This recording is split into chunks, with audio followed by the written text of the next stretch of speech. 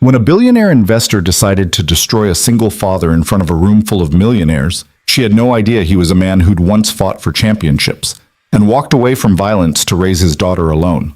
Tonight, she's about to learn that some men can't be broken, no matter how much power you think money gives you. If you want to see how a waiter with nothing left to lose teaches a ruthless millionaire the hardest lesson of her life, stay until the end of this story. And if you're enjoying it, hit that like button and drop a comment with your city so I can see how far this tale travels across the world. The Azure wasn't just a restaurant. It was a declaration of wealth, a temple where the rich came to worship their own success while the rest of the world pressed their noses against the glass. Crystal chandeliers hung from vaulted ceilings like frozen waterfalls, each one worth more than most people earned in a year. The marble floors gleamed so brightly they reflected the carefully curated smiles of servers who knew their place in this carefully orchestrated hierarchy of privilege. Evan Brooks moved through this world like a ghost, visible only when needed, invisible when convenient. His black vest and crisp white shirt were immaculate. They had to be. At the Azure, a wrinkled collar could cost you your job, and Evan couldn't afford to lose this one. Not with Lily's medical bills stacking up like accusations on his kitchen counter, each one a reminder that being a good father sometimes meant swallowing pride until it felt like drowning. He'd been at the Azure for 8 months now, long enough to learn the unspoken rules. Don't make eye contact unless addressed. Don't offer opinions. Don't breathe too loudly near the guests who paid $1,000 for wine that probably tasted like every other overpriced bottle in the cellar. Most importantly, don't ever forget that you were replaceable. Tonight felt different, though. Evan had learned to read the subtle shifts in atmosphere the way meteorologists read weather patterns, the way Marcus, the floor manager, kept checking his watch, the way the sommelier polished already pristine glasses with unusual intensity, the way the hostess kept glancing toward the private dining room like she was waiting for a storm to arrive. Brooks. Marcus appeared at Evan's elbow, his voice low and urgent. Private dining room in 10 minutes. VIP reservation. Evan nodded, already running through his mental checklist. Table for how many? 6, but only one person matters. Marcus's jaw tightened, a muscle jumping beneath his carefully maintained composure. Camilla Voss. The name meant nothing to Evan, but the way Marcus said it, like he was announcing an incoming missile, told him everything he needed to know. I need you perfect tonight, Brooks. Marcus stepped closer, and Evan caught the faint scent of expensive cologne mixed with anxiety sweat. This woman, she's connected. She's powerful. And she's looking for reasons to destroy people. Understood.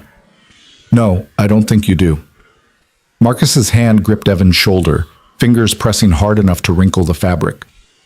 Last month, she got a server at Luminescence fired because his tie was crooked.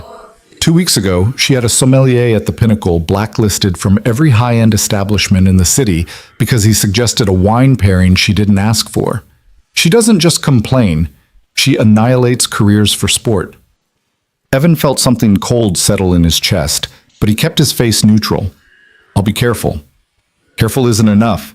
You need to be invisible. Anticipate everything. Read her mind before she knows what she wants. Marcus released his grip, smoothing down the wrinkles he'd created. Your daughter, Lily, right? The one with the medical issues? The mention of his daughter made Evan's spine stiffen.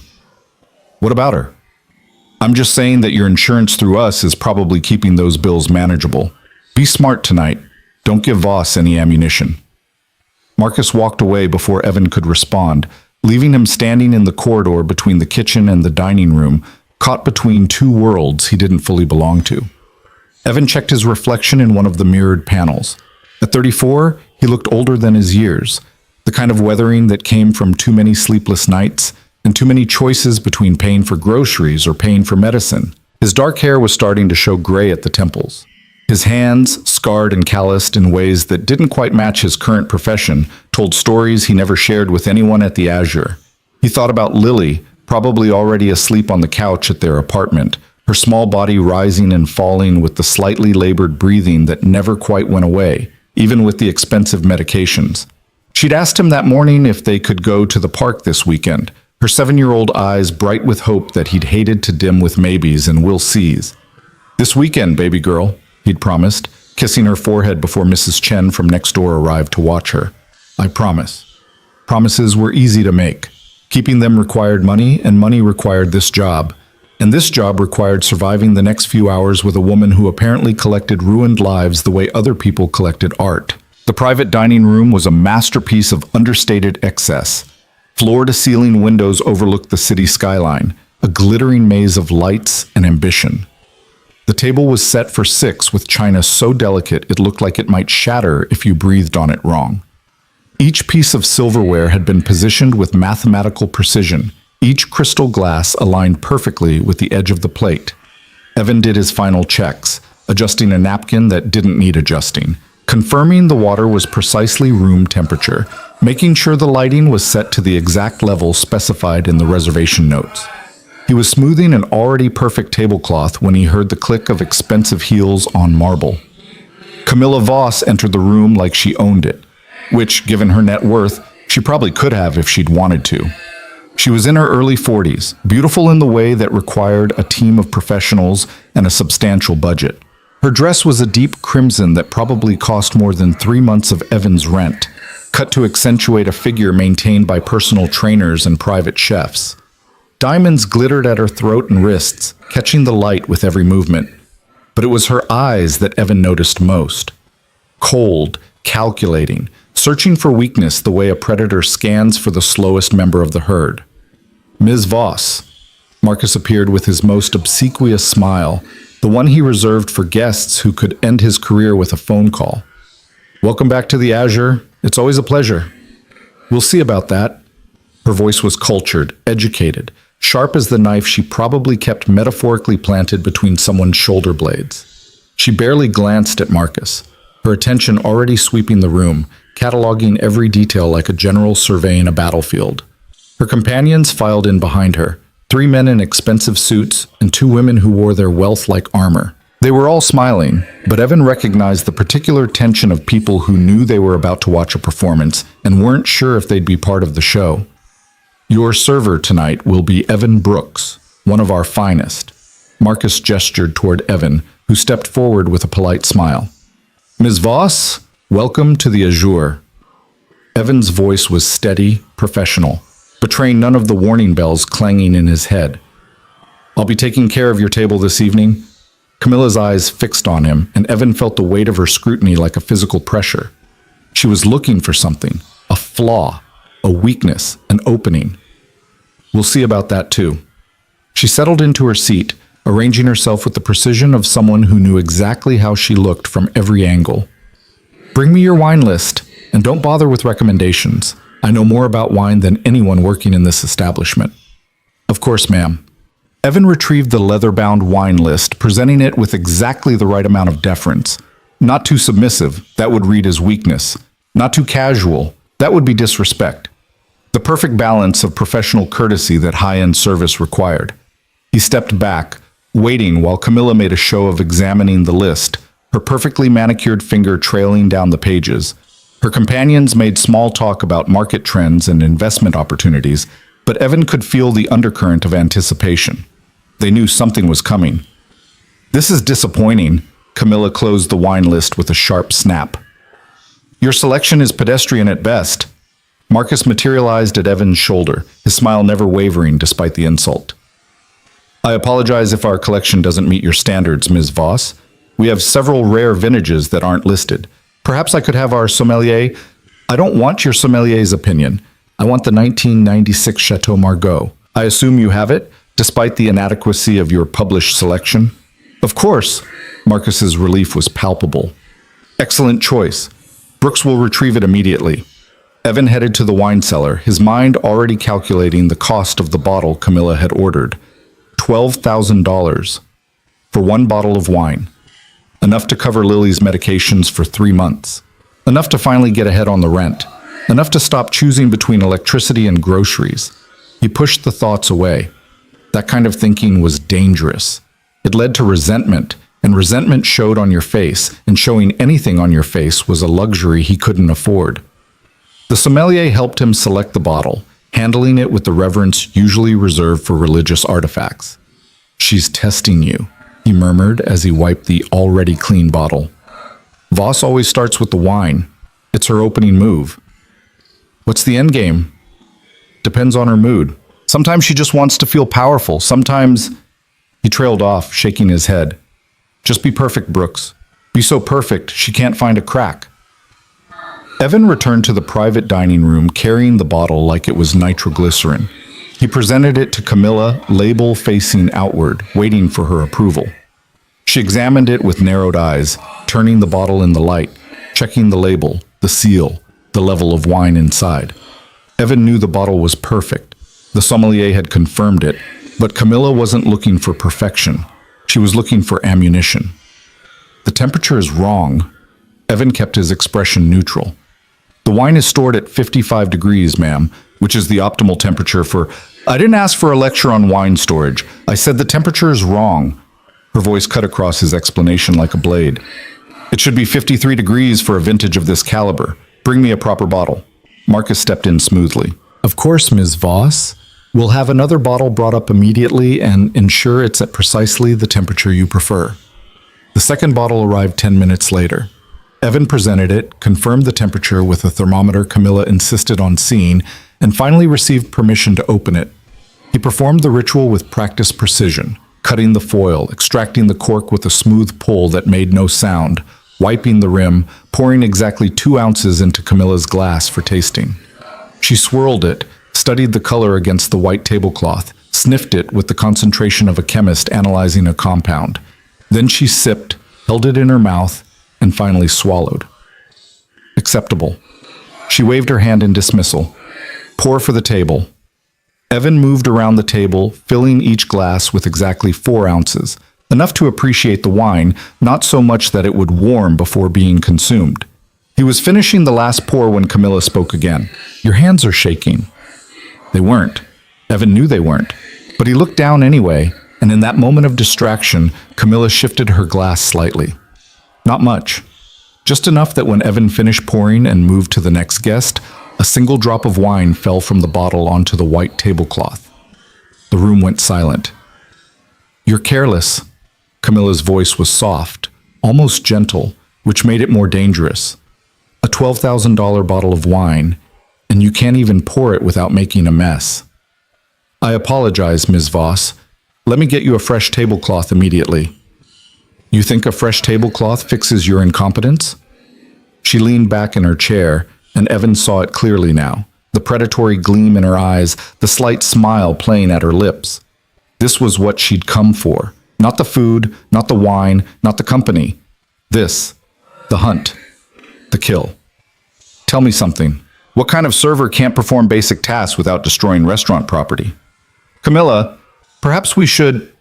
One of her companions started, but she silenced him with a look. I'm speaking to the help. She turned back to Evan, her smile widening. What's your name again? Evan Brooks, ma'am. Evan Brooks. And how long have you been failing at this job? Evan Brooks? Marcus appeared, his voice soothing. Ms. Voss, I assure you that Mr. Brooks is one of our most experienced servers. This is highly unusual. I'm not talking to you, I'm talking to him. She pointed at Evan like he was an exhibit in a museum. Answer the question. How long have you been incompetent? Evan felt the familiar weight settling onto his shoulders. The same weight he'd felt in other rooms, other situations, when powerful people decided they wanted to see what it took to break him. He thought about Lily, about her inhaler that cost $400 a month, about the insurance card in his wallet that was only valid as long as he kept this job. I've been with the Azure for 8 months, ma'am. I apologize for the spill. It won't happen again. You're right, it won't, because I'm going to make sure you never work in a quality establishment again. She picked up her glass, examining it in the light. This glass has a smudge on it. Did you check these before we arrived? Evan had. He knew he had, but he also knew it didn't matter. I'll bring you a fresh glass immediately. Don't bother, I've lost my appetite. She pushed away from the table, and her companions exchanged glances that mixed relief with disappointment. The show was ending early. The service here has deteriorated significantly since my last visit. Marcus, I'll be speaking to your owner about tonight's disaster. Please, Ms. Voss. Marcus's carefully maintained composure was cracking. Let us make this right. Whatever you need, What I need is staff who can perform basic tasks without supervision. She stood, smoothing her dress. But clearly that's too much to ask from a place that hires people like him. She was walking toward the door when one of her companions, a younger man with the eager eyes of someone trying to impress her, spoke up. "Camilla, you should tell them about the real problem." She paused, turning back with that predatory smile. "You're right, Derek. I should." She fixed her gaze on Evan, and he saw the shift in her expression the moment when she decided to stop playing with her food and go for the kill. "I did some research on the Azure staff after my last visit. Quality control, you understand. And I found something interesting about you, Evan Brooks." The room seemed to contract, all the air sucking toward Camilla like she was a black hole consuming everything around her. "You have a daughter, don't you? 7 years old. Chronic health issues, expensive medications. Single father, struggling to make ends meet." She took a step closer, her heels clicking on the marble like a countdown. "That's why you're here, isn't it? Desperate, willing to work for tips and hope it's enough to keep your little girl breathing." Evan's jaw tightened, but he said nothing. Marcus looked pale, frozen in place, clearly calculating whether intervening would make things better or worse. "That's what I thought." Camilla's voice dripped with satisfaction. "You know what's pathetic? A father who can't even provide basic health care for his child without begging for scraps in a restaurant. A man who has to smile and bow while better people eat, hoping his servitude might earn enough to buy one more month of medicine. That's enough." The words came out of Evan's mouth before he could stop them, low and firm. Camilla's eyes lit up. "Excuse me? I said that's enough." Evan met her gaze directly, abandoning the careful deference he'd maintained. "You can insult my work, you can complain about the service, but my daughter is off limits." The room held its breath. Marcus looked like he might faint.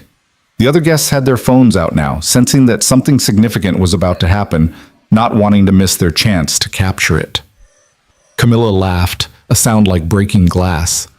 "Off limits? You think you get to set limits with me? Do you have any idea who I am?" "Someone who thinks money gives them the right to humiliate strangers for entertainment." "You self-righteous—" She stepped closer, her face flushing with genuine anger now. The mask of icy control was slipping. "I could buy and sell you 1,000 times over. I could make one phone call and ensure you never work anywhere in this city again. I could destroy you with a text message." "Then do it." Evan stood perfectly still, his voice calm despite the adrenaline flooding his system. "Make your call, send your text, but my daughter's name doesn't belong in your mouth." For a moment, Evan thought she might actually back down. Her companions were murmuring warnings. Marcus was edging closer like he might physically intervene, and even Camilla seemed to recognize that she'd pushed into dangerous territory. But then Derek, the young man who'd encouraged her earlier, laughed. "Are you going to let the help talk to you like that?" It was the wrong thing to say. Evan saw the shift in Camilla's expression, the way her anger crystallized into something harder and more focused. She'd been playing a game, enjoying the power dynamic. Now it was personal. "You want to protect your daughter." Camilla's voice went soft again, which Evan had learned meant she was most dangerous. "Then maybe you should have made better choices. Maybe you should have gotten a real job instead of carrying plates for people who actually matter. Maybe you should have been a better man so your child wouldn't be suffering because of your failures." The words hit like physical blows, each one carefully aimed at the doubts that kept Evan awake at night. Every time Lily struggled to breathe, and he wondered if he should have stayed in his old life, his old career, despite the cost to his soul. Every time he chose between buying her the name brand inhaler or the generic that didn't work quite as well.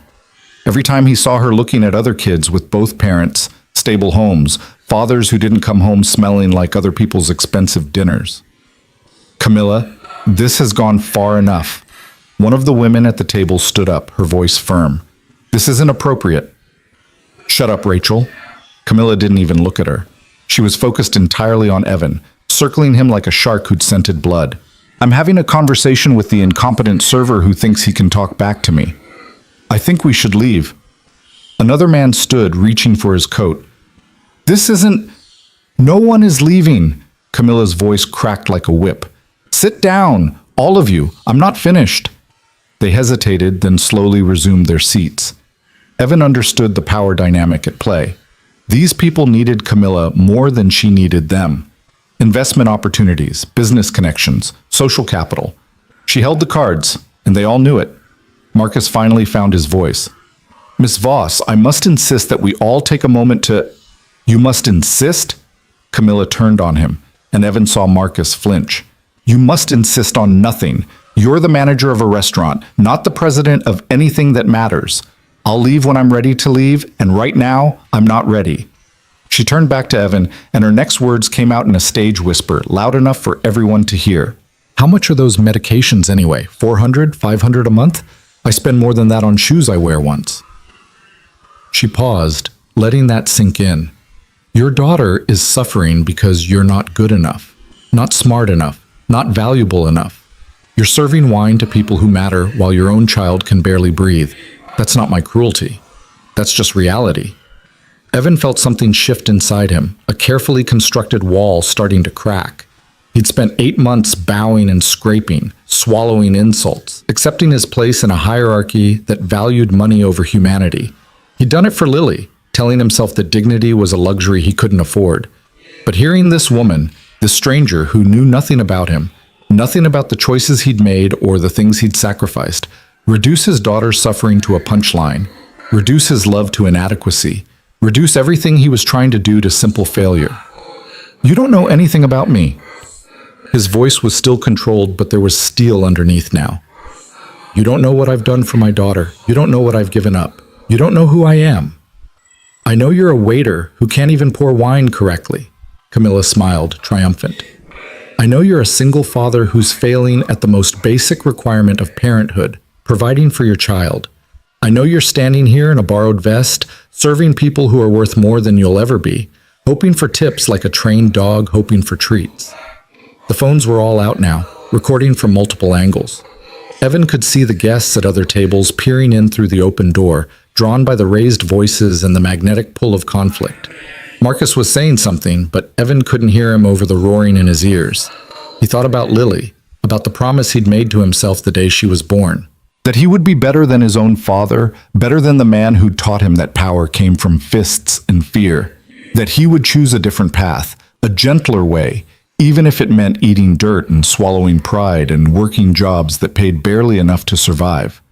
He thought about the gym where he used to train, the ring where he'd learned that violence was easy, but walking away was the hardest fight of all. He thought about the moment 3 years ago when he'd hung up his gloves and walked out of that world forever, trading championships for night shifts, trading recognition for anonymity, trading everything he'd been for the chance to be the father Lily deserved. And he thought about this woman standing in front of him, surrounded by her wealth and her cruelty and her absolute certainty that money meant she could say whatever she wanted, do whatever she wanted, destroy whomever she wanted without consequences. "My daughter," Evan said quietly, "is the best thing that ever happened to me. Everything I do for her. Every shift, every smile, every humiliation I swallow, it's all for her. You think that makes me weak. You think that makes me pathetic. I don't think it." Camilla stepped closer, close enough that he could smell her perfume, something floral and expensive and probably worth more than his weekly salary. "I know it." "Then you don't know what strength actually is." Something flickered in Camilla's eyes. Surprise maybe, or irritation that he was still talking back when he should have crumpled by now. She was used to breaking people quickly, efficiently. The fact that Evan was still standing, still speaking, seemed to offend her. "Strength?" She laughed, the sound sharp and mocking. "You're a waiter. You're nothing. You're furniture that occasionally brings food. Don't confuse necessity with strength. I'm done talking to you." Evan started to turn away, reaching for the professionalism that had protected him through countless difficult tables, countless impossible customers. He would finish his shift, he would collect his tips, he would go home to Lily. This would become just another story about surviving another night. But Camilla wasn't done. She grabbed his arm, spinning him back around, her face twisted with the kind of rage that came from not getting what she wanted fast enough. "You don't walk away from me. You don't dismiss me. I'm not finished with you."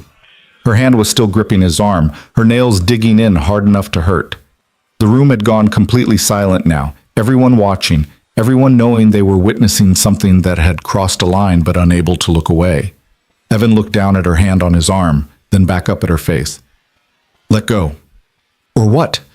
She tightened her grip, her voice rising. What are you going to do? Hit me? Is that what you're thinking? You want to hit a woman? Show everyone what kind of man you really are.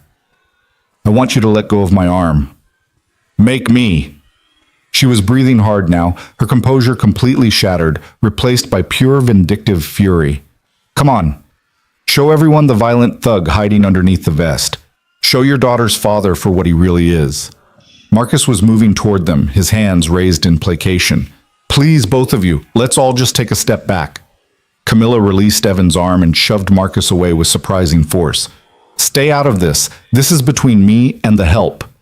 Then she turned back to Evan, and what happened next happened so fast that the phone's recording barely caught it. She swung at his face, her open palm arcing toward his cheek with all the force of her rage behind it. Evan's body reacted on pure instinct, muscle memory from 1,000 training sessions, 1,000 fights. His hand came up, smooth and effortless, catching her wrist mid-swing with the precision of someone who'd spent years learning to read attacks before they landed. The slap never connected. Camilla froze, staring at her wrist trapped in Evan's hand, her face a mask of shock and fury. How dare you! Evan released her wrist immediately, stepping back, raising both hands in a peaceful gesture. Don't. But Camilla was beyond reason now. She'd tried to hit him and failed, humiliated herself in front of her companions, and the only way to salvage the situation was to escalate. She lunged at him, shoving both hands against his chest, trying to knock him backward. Evan didn't move. He absorbed the shove, his feet planted, his center of gravity low and stable. Years of training had taught him how to take impact, how to stay balanced, how to remain calm when someone was trying to hurt you. Camilla hit him again and again, each shove more desperate than the last. Fight back! Defend yourself! Hit me! No. Evan's voice was calm, almost gentle. I'm not going to fight you. The phones captured everything, Camilla attacking, Evan standing motionless, absorbing every hit without retaliating. Her expensive dress was disheveled now, her perfectly styled hair coming loose, her makeup starting to run from sweat and exertion. She looked nothing like the composed billionaire who'd walked into the restaurant an hour ago. She kicked at him, her designer heel connecting with his shin hard enough to make him wince. Still, Evan didn't fight back. He just stood there, his hands at his sides, his expression calm, waiting for her fury to burn itself out. You coward! Camilla screamed, her voice raw. You pathetic coward! Hit me back! Ms. Voss, please! Rachel was on her feet now, trying to reach Camilla, but one of the men held her back. Call security, Marcus was saying into his phone, his voice shaking. We need security in the private dining room immediately. Camilla threw a wild punch, her fist aimed at Evan's face.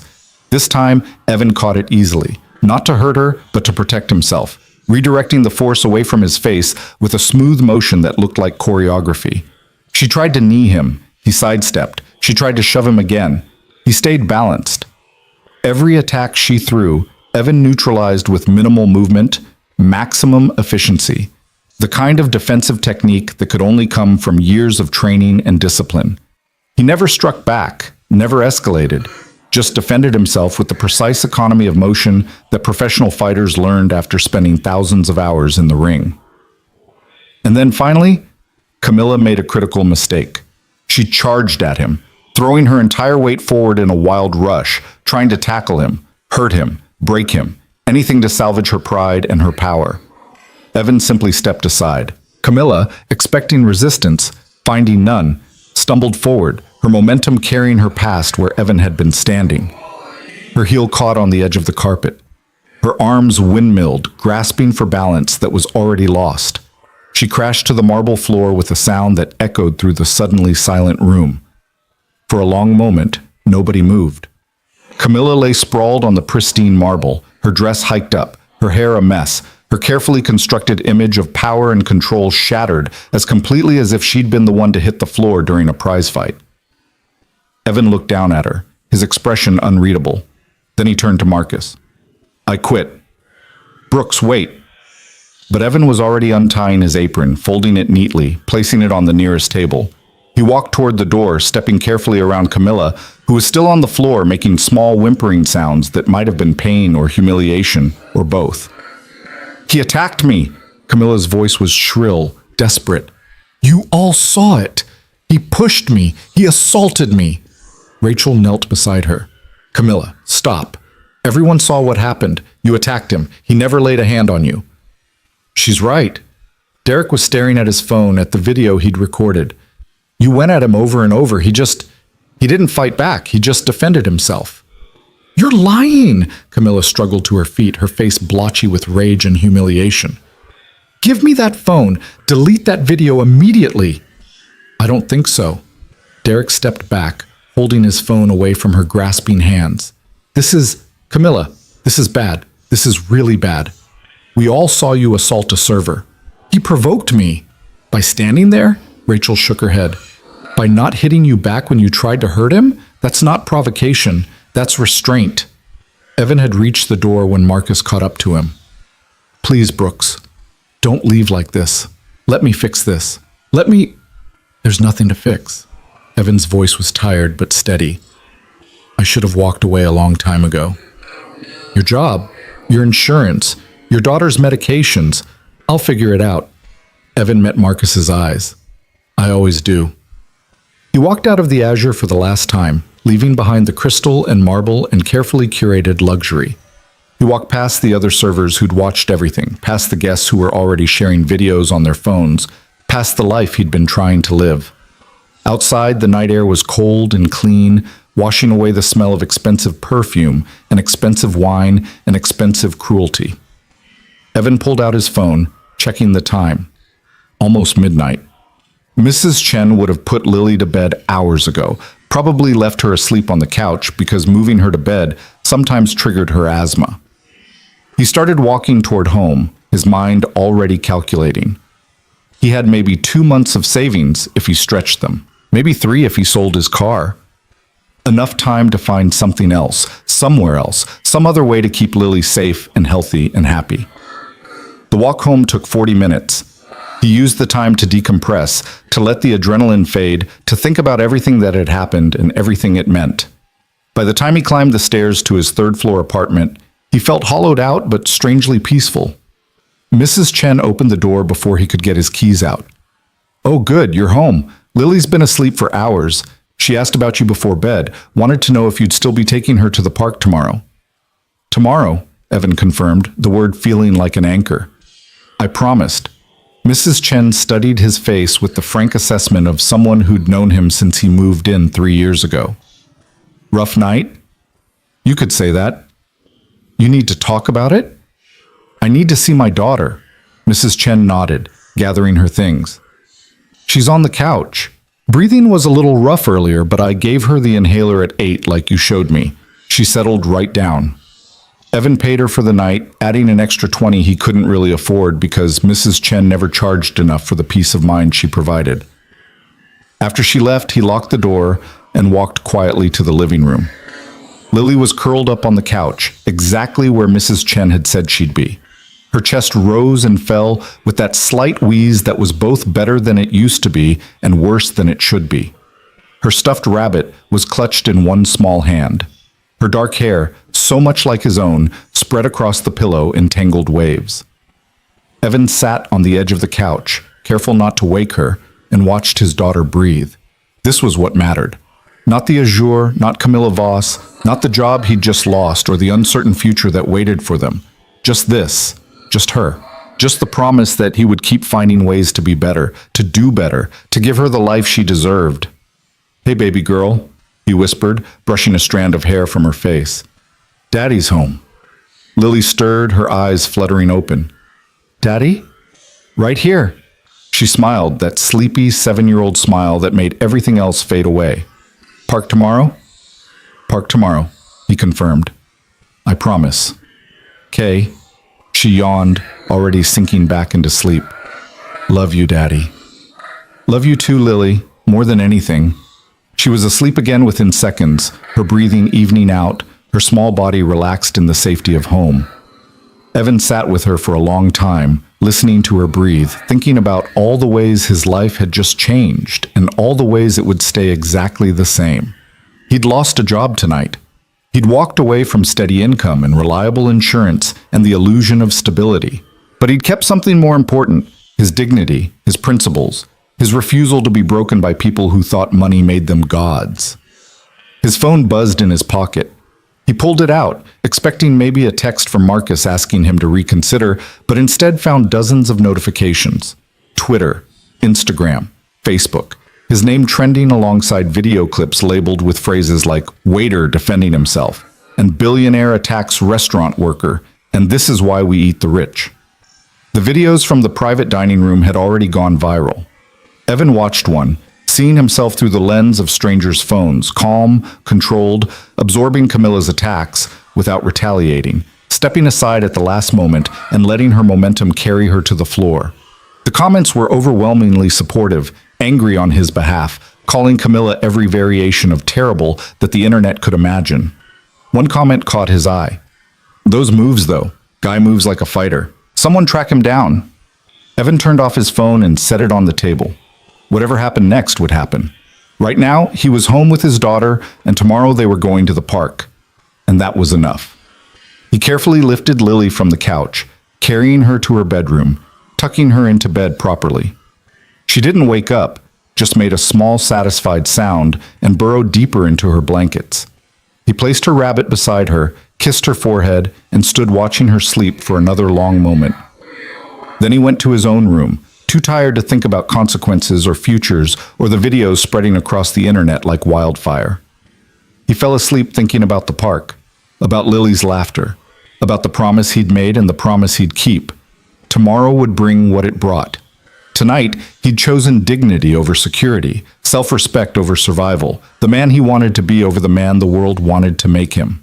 And in the morning, he would take his daughter to the park. The morning sun found Evan exactly where he'd promised to be, sitting on a bench at Riverside Park, while Lily chased pigeons with the boundless energy of a child who didn't know her father had just upended their lives. She laughed as the birds scattered, her small arms spread wide like wings, her breathing mercifully clear in the crisp morning air. Evan's phone had been buzzing non-stop since dawn. He'd turned off the notifications an hour ago, but he could still feel it vibrating in his pocket like a persistent insect, reminding him that the world beyond this park bench wanted something from him. He ignored it, focusing instead on Lily's joy, on the way she spun in circles until she got dizzy and collapsed in the grass, giggling. "Daddy, look!" She pointed at a particularly bold pigeon that had ventured close to her fallen position. "He's not scared of me." "That's because you're not very scary, baby girl." "I could be scary if I wanted to." She sat up, trying to make a fierce face that only made her look more adorable. "I could go roar and everything." "Terrifying," Evan agreed, smiling despite the knot of anxiety in his chest. He'd checked his bank account that morning. $1,800. Maybe enough for 2 months if nothing unexpected happened, which in his experience, something always did. A woman jogging past slowed down, staring at Evan with obvious recognition. She pulled out her phone, and Evan saw her fingers moving, probably texting someone or posting about seeing him. He turned his attention back to Lily, who had moved on from pigeons to examining a particularly interesting rock. "Mr. Brooks?" Evan looked up to find a young man in his 20s standing a respectful distance away, holding his phone awkwardly. "I'm sorry to bother you, but I just wanted to say what happened last night was incredible. That woman had no right to treat you like that, and the way you handled it was... Man, it was something else." "I appreciate that," Evan said carefully. "But I'm here with my daughter right now." Of course," the young man nodded vigorously. "I just wanted to say you're a hero, standing up to people like her, not letting them break you." He walked away before Evan could respond, leaving him sitting there wondering how he'd become a hero for simply refusing to hit someone. Lily came running back, clutching her rock like treasure. "Who was that, Daddy?" "Just someone being friendly." Evan pulled her onto his lap, breathing in the strawberry scent of her shampoo. "You having fun?" "The best fun." She held up her rock. "Can I keep this?" "Sure, baby. We'll put it on your shelf when we get home." They stayed at the park for another hour, Evan pushing Lily on the swings until his arms ached and his mind finally quieted enough to stop calculating disaster scenarios. When her breathing started to get slightly labored, he gave her a puff from her inhaler and suggested they head home for lunch. "Can we have grilled cheese?" Lily asked as they walked hand in hand down the sidewalk. "We can have anything you want." "Anything? Even ice cream for lunch?" "Nice try. Grilled cheese first, then maybe ice cream." They were halfway home when Evan's phone rang with an actual call instead of just notifications. He almost ignored it, but the number had a local area code and something made him answer. "Is this Evan Brooks?" The voice was male, professional, slightly tentative. "Who's asking?" "My name is Marcus Chen, no relation to your neighbor, I checked, and I'm a reporter with the Tribune. I'd like to talk to you about what happened at the Azure last night." "No comment." Evan started to hang up, but the reporter spoke quickly. "Wait, please. I'm not trying to sensationalize anything. I've been covering income inequality and labor rights for 5 years, and what happened to you is exactly the kind of story that needs to be told. The way Camilla Voss treated you, the power dynamic, the fact that you lost your job for defending yourself, it's important. I'm with my daughter. I understand, but Mr. Brooks, that video has been viewed over 10 million times already. Camilla Voss is trending on every platform. People are digging into her business practices, her history of abusing service workers, her investment patterns. You started something whether you meant to or not." Evan looked down at Lily, who was examining another rock she'd found on the sidewalk. "I didn't start anything. I just quit a job." "You did more than that. You showed people what dignity looks like. In a world where the rich think they can treat everyone else like servants, you stood there and took every hit without breaking. That matters. What do you want from me?" "An interview. On the record. Tell your side of the story. Let people know who Evan Brooks really is, not just the waiter in the video." "I don't think that's a good idea." "Think about it," Marcus Chen said. "My number's on your phone now. If you change your mind, call me anytime." After he hung up, Evan found 3 more voicemails from other reporters, 2 from numbers claiming to be talent agencies, and 1 from someone offering to be his lawyer if he wanted to sue Camilla Voss. He deleted them all and focused on getting Lily home safely. Their apartment building looked the same as it always did, slightly shabby but clean, the kind of place where working families made do and looked out for each other. Mrs. Chen was sweeping the front steps, and she looked up with concern when she saw them approaching. "Evan, dear, you have visitors. They've been waiting for about an hour." "Visitors?" Evan's hand instinctively tightened on Lily's. "Who?" "2 men. They said they were friends from your old gym. I told them to wait in the lobby." Mrs. Chen lowered her voice. "They seem nice enough, but I thought you should know before you go up." Evan's stomach clenched. His old gym. That meant people from his past, from the life he'd left behind when Lily was born. He hadn't been to Iron Mountain Gym in 3 years, hadn't talked to anyone from that world except for a few text messages that eventually stopped coming. "Can you watch Lily for a few minutes?" "Of course." Mrs. Chen held out her hand and Lily took it willingly. "Come on, sweet girl. Let's see if we can find some cookies while your daddy talks to his friends." Evan entered the lobby to find 2 men sitting on the worn couch near the mailboxes. He recognized them immediately, even though they looked older, more weathered.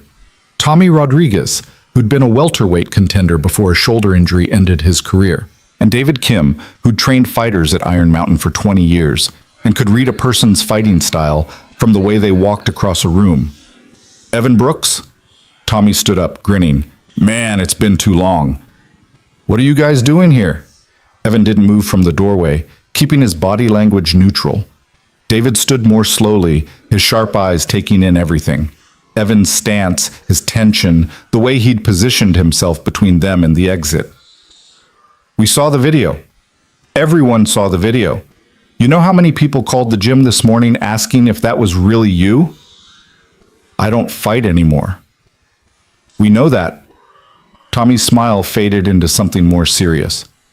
"We've known that for 3 years, but Evan, the way you moved last night, the defensive technique, the balance, the control, you can't buy that in some weekend self-defense class. That's professional training. That's years of discipline." "So what?" "So people are asking questions." David crossed his arms, and Evan recognized the posture from hundreds of training sessions. The coach about to deliver hard truth. Questions about who you were before you became a waiter. Questions about why a guy with those skills is working for minimum wage and tips. Those aren't anyone's business. Maybe not. But Evan, do you know what people are saying about you online? They're calling you a hero. They're calling you an inspiration. Working class guy standing up to billionaire abuse. Single father doing whatever it takes for his kid. The whole world is watching you right now. I don't want the world watching me. Evan's voice hardened. I want to take care of my daughter and be left alone. Tommy and David exchanged glances, some unspoken communication passing between them. Finally, Tommy spoke. What if we could help with that? Taking care of your daughter. I don't need charity. Not charity, a job. David pulled out his phone, showing Evan a picture of Iron Mountain Gym. It looked different from how Evan remembered. Bigger, newer, with professional signage and what looked like an expanded facility. The gym's grown since you left. We've got contracts with 3 different promotions now. We're training Olympic hopefuls, and we just opened a youth program that's already oversubscribed. Good for you. We need trainers, Evan. Good ones.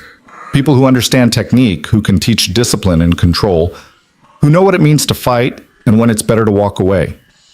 David met his eyes directly. People like you. I told you, I don't fight anymore. We're not asking you to fight. We're asking you to teach. Pass on what you know to the next generation. Work normal hours, get proper benefits, have health insurance that actually covers your daughter's medications without you having to choose between prescriptions and groceries. The offer hung in the air between them, tempting and terrifying in equal measure. Evan thought about Lily's medical bills, about the dwindling balance in his bank account, about the dozens of job applications he'd have to submit starting tomorrow, with the knowledge that viral video guy who quit the Azure wasn't exactly a selling point on a resume. What's the catch? No catch, Tommy shrugged. You teach our fighters, share your knowledge, help us build something good. We pay you a fair wage with full benefits. You get to be home for dinner with your kid instead of working until midnight serving wine to people who treat you like furniture. And if I say no, then we wish you luck and leave you alone. David put his phone away. But Evan, I've been training fighters for 2 decades, and I've never seen anyone move the way you moved in that video. You've got something special, not just the skills, but the restraint, the discipline. That's rare. That's valuable. And right now you need money, and we need someone like you. Seems like maybe the universe is trying to tell you something. Evan wanted to say no. Every instinct told him that going back to that world, even as a trainer, was dangerous. It meant reconnecting with the person he used to be, the fighter who'd learned to solve problems with violence before learning there were better ways. It meant Lily seeing that side of him, the side he'd worked so hard to leave behind. But it also meant insurance. Stable income. The ability to afford her medications without choosing between generic and name brand, without calculating whether they could afford the emergency room if she had a bad attack. It meant not having to smile and bow and swallow humiliation from people who thought tipping 20% made them generous. I need to think about it. Fair enough? David pulled out a business card, handing it to Evan. This is my direct line. Call me when you decide. But Evan, don't take too long. The world's watching you right now, and opportunities like this don't usually wait around. After they left, Evan stood in the empty lobby holding the business card like it might explode. Iron Mountain Gym. He could picture it perfectly. The smell of sweat and leather, the sound of fists hitting bags, the particular energy of a place where people push themselves past their limits every single day. He could also picture himself there, teaching young fighters the things he'd learned. Not just how to throw a punch, but when not to. Not just how to win, but how to know which fights weren't worth having. Maybe that wouldn't be so bad. Maybe that would even be good. His phone buzzed again, and this time Evan checked it. The screen was flooded with notifications, Twitter mentions, Instagram tags, Facebook friend requests from people he'd never met. He scrolled through them with growing disbelief. Someone had identified him as Evan the Ghost Brooks, a middleweight who'd gone 23-2 in his professional career before vanishing from the sport 3 years ago. Old fight footage was circulating, Clips of him in the ring moving with the same fluid precision he'd shown last night defending himself from Camilla. The comments were a mix of admiration and curiosity. Where did he go? Why did he quit at his peak? That's the same guy who nearly won the championship before he disappeared. Look at how he moves. You don't lose that kind of training. Someone had dug up an old interview from right before he quit, where he'd mentioned becoming a father and needing to reevaluate his priorities. The replies to that were almost universally supportive. Man chose his kid over fame. That's real strength. Respect to this guy for putting family first. But there were other comments too, darker ones that made Evan's chest tighten. If he's such a great fighter, why's he working as a waiter? Must have screwed up pretty bad to fall that far. Probably has a drug problem or gambling debts. There's always a reason people crash like that. Evan closed the apps and pocketed his phone. Let them speculate. Let them invent whatever stories made sense to them. The truth was simpler and more complicated than they could imagine from outside his life. He went upstairs to collect Lily from Mrs. Chen, finding her covered in cookie crumbs and happily coloring at the kitchen table. "Daddy!" She jumped up, showing him a drawing of what might have been a park or possibly a spaceship. "Look what I made." "That's beautiful, baby."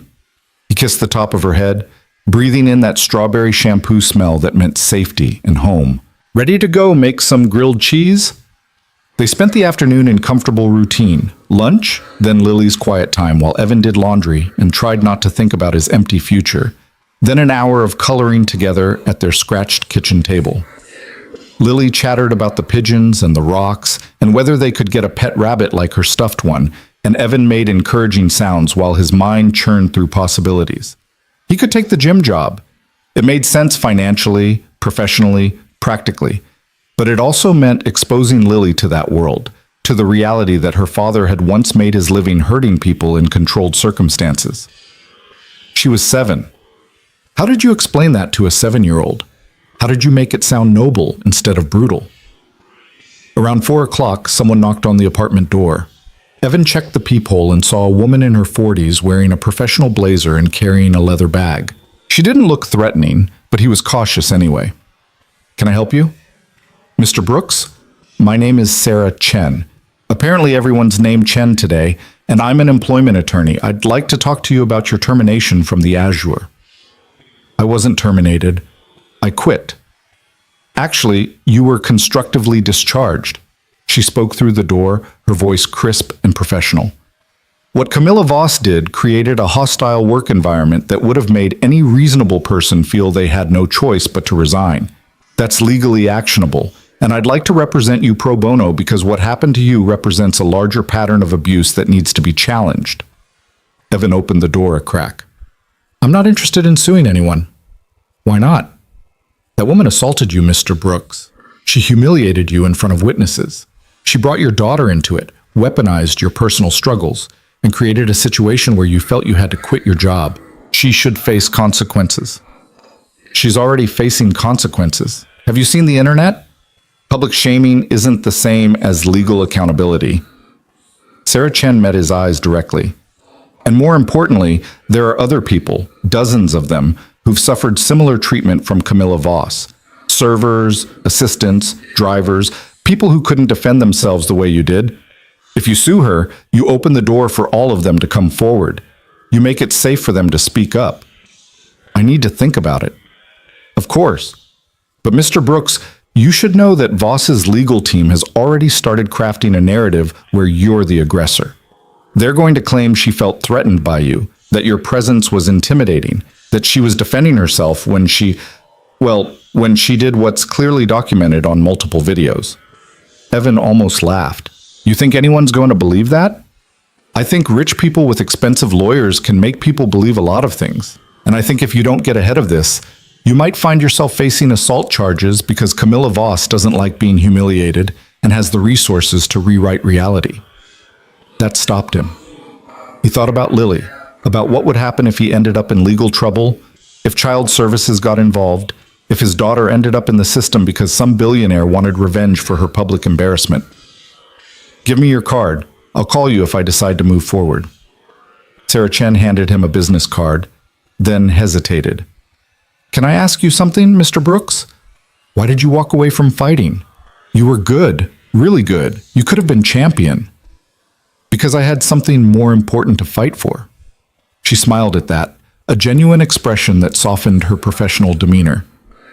Your daughter's lucky to have you. Think about what I said. This isn't just about you anymore. After she left, Evan added her card to the growing collection on his kitchen counter. The reporter, the gym, the lawyer, all of them wanting something from him. All of them convinced he was part of some larger narrative he'd never intended to join. That evening, while Lily watched cartoons in the living room, Evan finally sat down and went through his phone properly. The videos from the Azure had spawned countless reaction videos, think pieces, hot takes, and social media threads. Some of them made him look like a saint. Others painted him as suspicious. Why would a trained fighter be working as a waiter? What was he hiding? Was this all staged? Camilla Voss had released a statement through her publicist. It was carefully worded, expressing regret for the misunderstanding, while maintaining she'd felt threatened and had acted in self-defense. It didn't take responsibility for anything, didn't acknowledge her behavior, and somehow made it sound like Evan had orchestrated the entire thing for attention. The comments on her statement were brutal. Nobody was buying it. The videos were too clear, the evidence too damning. She tried to hit him first, had continued attacking even when he didn't fight back, had fallen because of her own wild aggression. No amount of expensive PR could spin that into something it wasn't. But Sarah Chen was right. With enough money and the right lawyers, Camilla could still make Evan's life difficult. She could file charges, drag him through courts he couldn't afford, threaten his custody of Lily just by making him look unstable or violent. The system favored people with resources, and Evan had almost none. His phone rang again. This time it was a number he didn't recognize with a 310 area code, Los Angeles. He almost didn't answer, but something made him pick up. Mr. Brooks? My name is Jennifer Park, and I'm a talent agent with CAA. I represent actors, athletes, and influencers, and I'd love to talk to you about potential opportunities. What kind of opportunities? Well, you've become something of a phenomenon in the last 24 hours. Your story resonates with people. The single father, the hidden past, standing up to privilege and abuse. There are brands that would love to work with you, media appearances that could be very lucrative, potentially even a book deal if you wanted to tell your full story. Evan rubbed his forehead, feeling the beginning of a headache. I'm not interested in being famous. I understand that, but Mr. Brooks, you're already famous whether you want to be or not. The question is whether you're going to have any control over that narrative or just let it happen to you. If you work with me, we can be selective. Choose opportunities that align with your values. Make sure you're fairly compensated for your time and image. I need to focus on finding a job and taking care of my daughter. What if I told you that doing a few strategic interviews and partnerships could earn you more in a month than you'd make in a year serving tables? What if I told you that the right approach could set you up financially so you never have to worry about choosing between medications and rent? It was tempting. Terrifyingly tempting. Evan thought about Lily's inhaler, about the stack of medical bills, about the constant anxiety of living one emergency away from disaster. I'll think about it. That's all I ask. But Evan, can I call you Evan? Don't wait too long. This moment won't last forever. Right now, you're the story everyone's talking about. In 2 weeks, something else will catch the internet's attention, and this opportunity will be gone. After she hung up, Evan sat in his kitchen surrounded by business cards and possibilities, feeling like a man standing at a crossroads with no map and no clear idea which direction led to safety. Daddy? Lily appeared in the doorway, holding her stuffed rabbit. Are you okay? Yeah, baby, I'm okay. You look sad. Just thinking about grown-up stuff. Nothing for you to worry about. She climbed into his lap, all 70 pounds of uncomplicated love and trust. Mrs. Chen says when you're sad, you should think about things that make you happy. So I think about you and parks and grilled cheese and ice cream. Evan held her close, feeling the steady rhythm of her breathing, the weight of her small body, trusting him completely to keep her safe and cared for. This was what mattered. Not the videos, not the job offers, not even the medical bills. This moment, this child, this love. You're pretty smart, you know that? Mrs. Chen says I'm the smartest girl in the building. Mrs. Chen's right. They stayed like that until Lily's breathing changed, becoming slightly more labored. Evan got her inhaler, helped her take 2 puffs, and settled her on the couch with her rabbit and a blanket while he made dinner. More grilled cheese because it was simple and she loved it, and he needed something he could do on autopilot while his mind spun. That night, after Lily was asleep, Evan made himself review everything objectively. His situation was precarious. He had maybe 2 months of savings, no job, a viral video that would make finding normal employment difficult, and a daughter whose medical needs weren't going away. Against that, he had several offers, each carrying its own risks and possibilities. The gym job was the most stable. Real work, real benefits, a return to something he knew how to do well. But it meant confronting his past, accepting that he couldn't completely escape who he'd been. The lawsuit Sarah Chen proposed was the most righteous, holding Camilla accountable, potentially helping other workers she'd abused. But it also meant months of legal proceedings, public testimony, reliving the humiliation. The media opportunities Jennifer Park described were the most lucrative. Quick money, financial security, a way to leverage his 15 minutes of fame into something lasting. But it also meant becoming a public figure, exposing himself and Lily to scrutiny they'd never asked for. Or he could reject all of it, find some quiet job somewhere, let the viral moment fade, return to the anonymous struggle of making ends meet and hoping it was enough. Each option had a cost. Each one required him to give up something: privacy, peace, principles, or the past he'd worked so hard to leave behind. There was no clean choice, no obviously right path. Around midnight, unable to sleep, Evan went to check on Lily one more time. She was sprawled across her bed, her breathing steady, her face peaceful in sleep. On her shelf was the rock from the park, placed carefully beside her other treasures: a pine cone, a pretty piece of glass, a drawing she'd made of the 2 of them holding hands. Simple things. Free things. The kind of treasures you collected when you didn't have money to buy what mattered, so you found meaning in what the world offered freely. Evan thought about the man he'd been 3 years ago. The fighter who'd walked away from a championship bout because his girlfriend was 7 months pregnant and had chosen drugs over the baby they'd made together. He'd held Lily for the first time in a hospital room that smelled like antiseptic and broken promises, and he'd made a decision that changed everything. He'd chosen her over everything else, over fame, over money, over the only thing he'd ever been truly good at. And he'd built a life from nothing, working whatever jobs he could find, learning to be a father through trial and error, discovering that love was both simpler and more complicated than he'd ever imagined. That man, the one who'd walked away from everything to be present for his daughter, he was still here, still making choices based on what she needed, rather than what was easy or profitable or sensible by the world's standards. Evan pulled out his phone and looked at David Kim's business card. The gym was honest work. It was using his skills for something positive, teaching instead of fighting, building something instead of just surviving. It wouldn't make him rich or famous, but it would let him provide for Lily while staying true to the person he'd worked so hard to become. He sent a text before he could second-guess himself. "This is Evan Brooks. I'd like to talk about the training position. When can we meet?" The response came within minutes. "Tomorrow afternoon, 2 o'clock at the gym. We'll be waiting." Evan set his phone down and went to bed, feeling something like peace settle over him for the first time in 24 hours. He still didn't know what would happen with Camilla's lawyers, with the viral videos, with all the attention he'd never wanted. But he knew his next step, and sometimes that was enough. In the darkness of his room, listening to the distant sounds of the city and his daughter's breathing from the next room, Evan Brooks closed his eyes and let himself believe that maybe, just maybe, everything would work out. Tomorrow he'd go to the gym. Tomorrow he'd start rebuilding. Tomorrow he'd prove that you could choose dignity without choosing poverty, that standing up for yourself didn't mean standing alone, that the world might be harsh and unfair, but it still had space for people who refused to be broken. Tomorrow. But tonight, he slept. Morning arrived with Lily jumping on Evan's bed at 7:30, completely oblivious to the fact that her father had barely slept. She was excited about something she'd dreamed, a rabbit that could fly, apparently, and wanted to tell him every detail while he tried to convince his brain to wake up enough to make breakfast. And then the rabbit went up, up, up into the clouds. "And I went with him, Daddy. and we could see everything from up there. We could see our building and the park and everything. That sounds amazing, baby.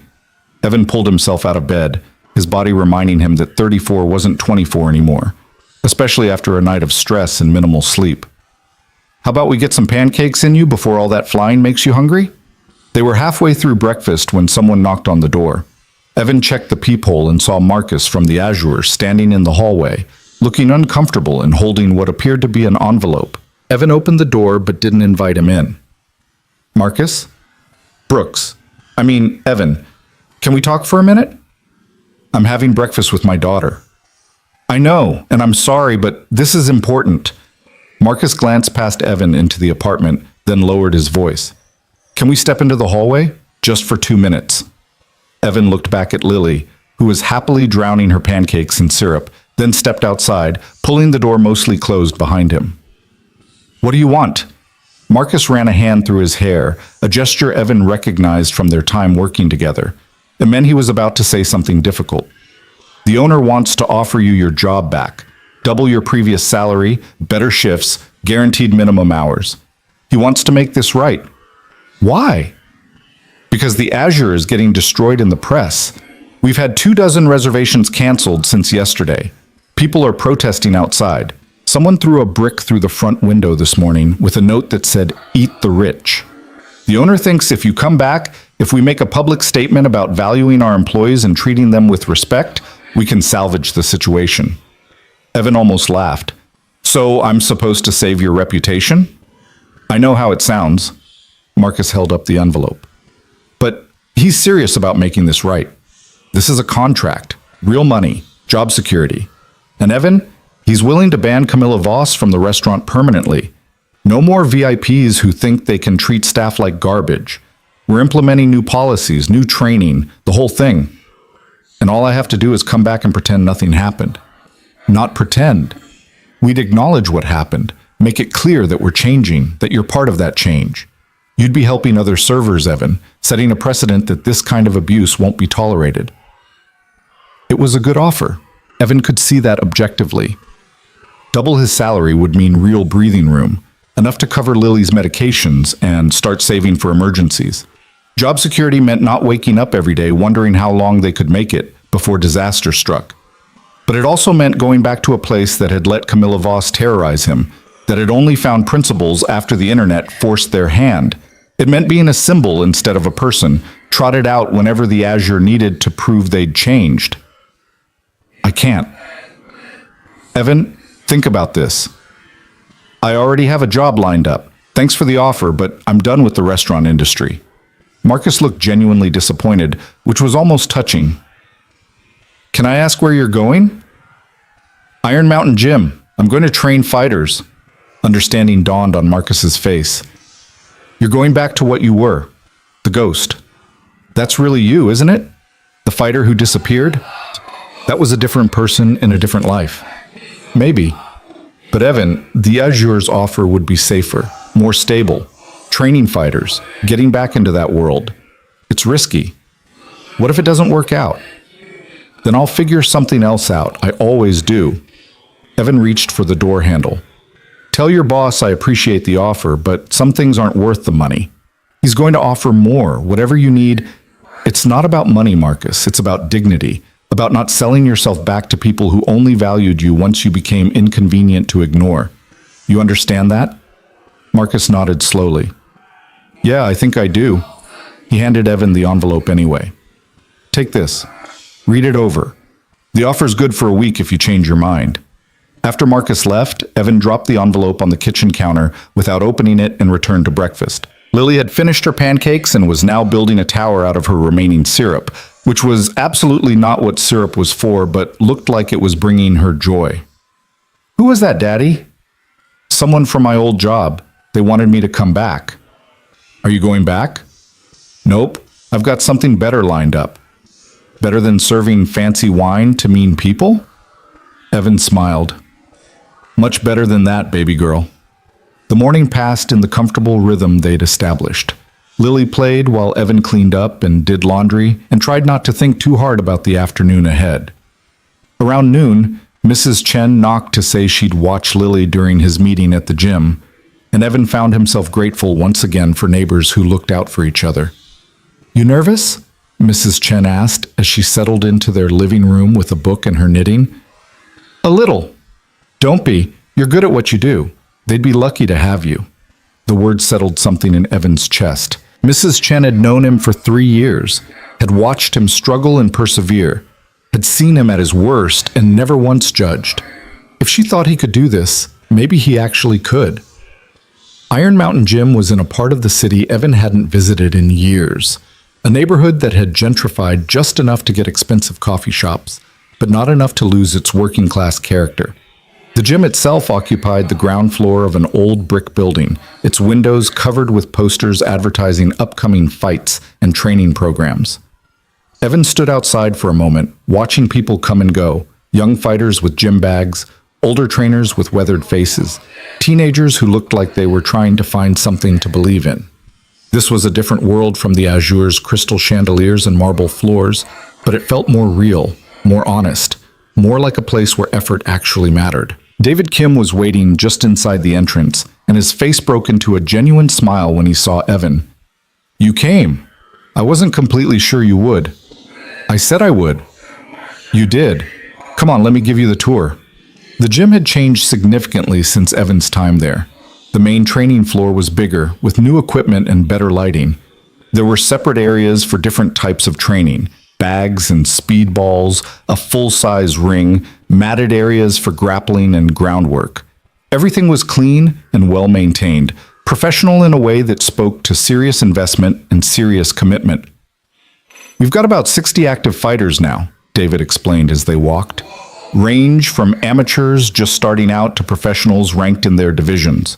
Plus, we've got the youth program. That's what we really need help with." "Youth program?" "Kids from the neighborhood, ages 10 to 17. We teach them boxing, discipline, respect, how to channel their energy into something productive. It's become one of our most important initiatives, but we're understaffed. Tommy handles most of it now, but he's got his own fighters to train." They passed the ring where 2 young men were sparring under the watchful eye of a trainer Evan didn't recognize. Their technique was solid but unrefined, the kind of raw talent that needed shaping and guidance. "This is Rico," David said, introducing Evan to a man in his 50s with salt and pepper hair and hands that told stories of 1,000 fights. "He handles our welterweights and lightweights. Rico, this is Evan Brooks." Rico's eyes widened slightly. "The Ghost! Man, I watched your fight against Martinez 3 times. That combination in the 8th round was beautiful. Thought you were going to take the title for sure, and then you just disappeared." "Life happened," Evan said simply. "Must have been some life to walk away from a championship shot." Rico's tone wasn't judgmental, just curious. "But hey, if you're here to pass on what you know, these kids are going to learn from one of the best." They continued the tour, and everywhere they went, people recognized Evan. Some were subtle about it, just a nod or a knowing look. Others were more direct, coming up to shake his hand, tell him they'd watched his fights, ask where he'd been. Evan handled it all with polite brevity, not encouraging conversation, but not shutting people down either. Finally, David led him to a small office off the main floor. Tommy was already there, along with a woman Evan didn't know, mid-30s, athletic build, with the kind of presence that suggested she could handle herself in any situation. "Evan, this is Lisa Park. She handles our business operations and manages the youth program coordination." Lisa stood to shake his hand, her grip firm and professional. "I've been following your story since the video went viral. What you did took real courage. I just didn't hit someone who was trying to hit me. That's not courage, that's common sense. In a room full of people who could have intervened and didn't, who watched her humiliate you and did nothing, I'd call that courage." Lisa gestured to a chair. "Sit. Let's talk about what we're offering and what we need from you." The conversation that followed was refreshingly straightforward. The gym needed trainers for both their professional fighters and their youth program. The salary they offered wasn't spectacular, but it came with full health benefits, regular hours that would let Evan be home for dinner with Lily, and the opportunity to work in a field he actually understood. "The youth program is where we really need you," Lisa explained. "These kids come from tough backgrounds. Single-parent homes, poverty, neighborhoods where violence is just part of life. They need someone who understands what it means to fight, but also what it means to choose not to. Someone who can teach them that strength isn't about dominating other people. That's a lot of responsibility, Evan said carefully. It is. But from what we saw in that video, you already understand it. You could have destroyed Camilla Voss, your training, your size, your skill advantage. You could have put her on the ground with one punch. But you didn't. You controlled yourself, protected yourself, and let her defeat herself. That's exactly what these kids need to learn. Tommy leaned forward. Look, Evan, we're not asking you to be perfect or to have all the answers. We're asking you to show up, be honest about your experience, and help guide kids who need someone to believe in them. You can do that, right? Evan thought about Lily, about the kind of world he wanted her to grow up in. A world where people looked out for each other, where strength meant protection instead of domination, where walking away from a fight could be braver than winning one. Yeah, I can do that. The relief on their faces was palpable.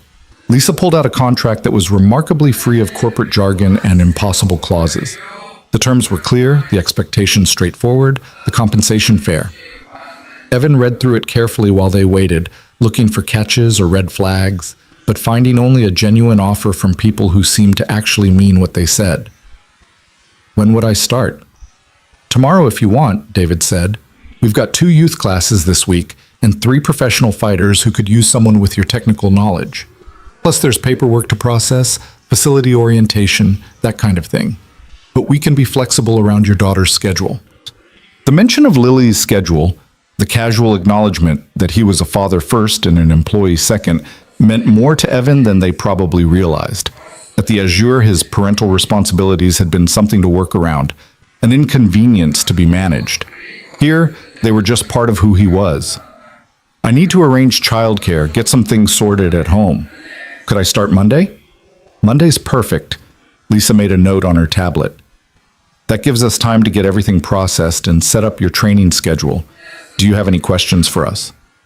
Evan had 1,000 questions, but most of them were about whether he could actually do this, whether he could be the person they needed him to be, and those weren't questions they could answer. What happened to the last trainer for the youth program?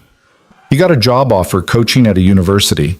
We were happy for him, but it left us short-handed at a critical time. The kids are at ages where they need consistent mentorship, and we haven't been able to provide that lately. And you think I can provide it? I've never taught anyone before. I've only ever fought. You've taught your daughter, Tommy said quietly. Mrs. Chen told me about her when I asked around the neighborhood. 7 years old, health issues, but happy and well-adjusted because her father makes her the center of his world. That's teaching, Evan. That's showing someone how to live with grace even when life is hard. Evan felt something catch in his throat. He hadn't expected them to research him, to talk to his neighbors, to care about more than just his fighting credentials. Mrs. Chen talks too much. Mrs. Chen thinks you're a good man who got dealt a rough hand and is playing it better than most people would. We tend to agree. David stood, offering his hand. So what do you say? You ready to join Iron Mountain? Evan stood and shook his hand, feeling the weight of the decision settle onto his shoulders alongside something that felt almost like hope. Yeah, I'm ready. The walk back to his apartment took him past familiar landmarks. The bodega where he bought Lily's favorite snacks, the laundromat where they did their clothes every Sunday, the park where they'd been just yesterday. This was his neighborhood, his world, the life he'd built from nothing. And now, maybe, it was going to get a little easier. Mrs. Chen looked up from her knitting when Evan came to collect Lily. Well, how did it go? I got the job. Start Monday. I knew you would. She beamed at him like a proud grandmother. Lily was an angel, by the way. We played 3 games of Go Fish, and she won every single one. I think she might be cheating, but I can't prove it. Lily appeared from the kitchen with cookie crumbs on her face and complete innocence in her eyes. I'm really good at Go Fish, Daddy. Mrs. Chen says I'm a natural. I bet you are. Evan scooped her up, suddenly overwhelmed with gratitude for the small person who'd given him a reason to keep trying when everything else felt impossible. Thank Mrs. Chen for watching you. Thank you, Mrs. Chen. Anytime, sweet girl. And Evan, Mrs. Chen's expression turned serious. I'm proud of you for standing up to that awful woman, for finding a better job, for being the kind of father that little girl deserves. Your daughter is lucky to have you. The words hit deeper than Evan expected. He managed a quiet thank you before heading upstairs, Lily chattering about her Go Fish victories and asking if they could have spaghetti for dinner. That evening, while Lily colored at the kitchen table and Evan cooked pasta, his phone rang with an unknown number. He almost didn't answer, but something made him pick up. Mr. Brooks, this is Detective Sarah Martinez with the City Police Department. I'd like to talk to you about an incident at the Azure restaurant. Evan's stomach dropped. What about it? Camilla Voss has filed a complaint alleging assault. I've reviewed the video evidence and witness statements, and I want to assure you that we're not pursuing charges against you. However, I do need to take your official statement for our records. Would you be available to come to the station tomorrow morning? Am I being charged with anything? No, this is purely procedural. Ms. Voss's complaint doesn't match the evidence, but we need to document everything properly. It should take about an hour. After hanging up, Evan stared at his phone, feeling the brief hope from the gym job curdle into anxiety. Camilla wasn't going to let this go. She was going to use every resource at her disposal to punish him for the sin of not breaking when she wanted him to. Daddy, you look worried again. Lily had abandoned her coloring to watch him with those too perceptive 7-year-old eyes. Just grown-up stuff, baby. Nothing for you to worry about. Is it about the mean lady from your work? Evan froze. What do you know about that? Mrs. Chen was talking to Mrs. Rodriguez, and I heard them say a mean lady was mean to you, and now everyone's mad at her. Is that true? There was no point in lying. Lily would hear things, kids at school would talk, neighbors would whisper. Better that she heard the truth from him in words she could understand. Yeah, a woman at my old job said some not nice things, and it made a lot of people upset. What did she say? She said I wasn't doing a good job, and she said things about you that weren't true. Lily's face scrunched up in confusion. About me? But she doesn't even know me. Exactly. She said things she had no business saying, and I told her to stop. And then I left that job because I don't want to work for people who let others be mean. Good. Lily nodded firmly, as if that settled everything. You're the best daddy, and anyone who says you're not is wrong and dumb. Despite everything, Evan smiled. Thanks, baby girl, but we don't call people dumb, remember? Even when they are. Especially when they are. Now come on, let's eat the spaghetti before it gets cold. They spent the evening in comfortable routine, and Evan did his best not to check his phone every 5 minutes to see if more trouble was brewing. The internet was still full of opinions about the Azure incident. Some supportive, some skeptical, some just enjoying the spectacle of watching a billionaire get publicly humiliated. After Lily was asleep, Evan sat in his kitchen and called Sarah Chen, the employment lawyer. Mr. Brooks, I'm glad you called. Camilla Voss filed assault charges against me. I know. The detective handling the case called me as a courtesy. Don't worry, the charges won't stick. There's too much video evidence showing she was the aggressor. But she's still trying. Of course she is. Powerful people don't like being made to look weak. But Evan, this actually works in our favor if you're willing to pursue a lawsuit. It shows a pattern of retaliation, of using the legal system to intimidate someone who stood up to her. I don't want to spend the next year of my life in courts. You wouldn't have to. Cases like this usually settle out of court once the defendant realizes they can't win. Camilla Voss's lawyers will see the evidence, recognize that a trial would be a public relations disaster, and recommend settlement. We could probably resolve this in a few months. And in the meantime? In the meantime, you document everything. You go to the police station tomorrow and give your statement, and you let me handle the legal strategy. I've dealt with people like Voss before. They're used to people backing down when they throw money and lawyers at problems. But you're not backing down, are you? Evan thought about Lily asleep in the next room, about the job at Iron Mountain, about every person who'd ever been abused by someone with more power and more money, and the absolute certainty that consequences were for other people. No, I'm not backing down. Good. Then let's make sure Camilla Voss learns that money can't buy immunity from basic human decency. The next morning, Evan dropped Lily off at school and headed to the police station. Detective Martinez was a no-nonsense woman in her 40s, who seemed genuinely annoyed that she had to waste time on what she clearly considered a frivolous complaint. For the record, Mr. Brooks, I've watched that video about 20 times from different angles. You showed remarkable restraint in a situation where most people would have at least shoved her away. The fact that you're the one being investigated is a testament to how broken the system is when it comes to wealthy defendants. So why are we doing this? Because technically, she filed a complaint. And technically, I have to investigate. But between you and me, this case is dead on arrival. The district attorney won't touch it, and if Voss's lawyers have any sense, they'll tell her to drop it before it backfires even worse.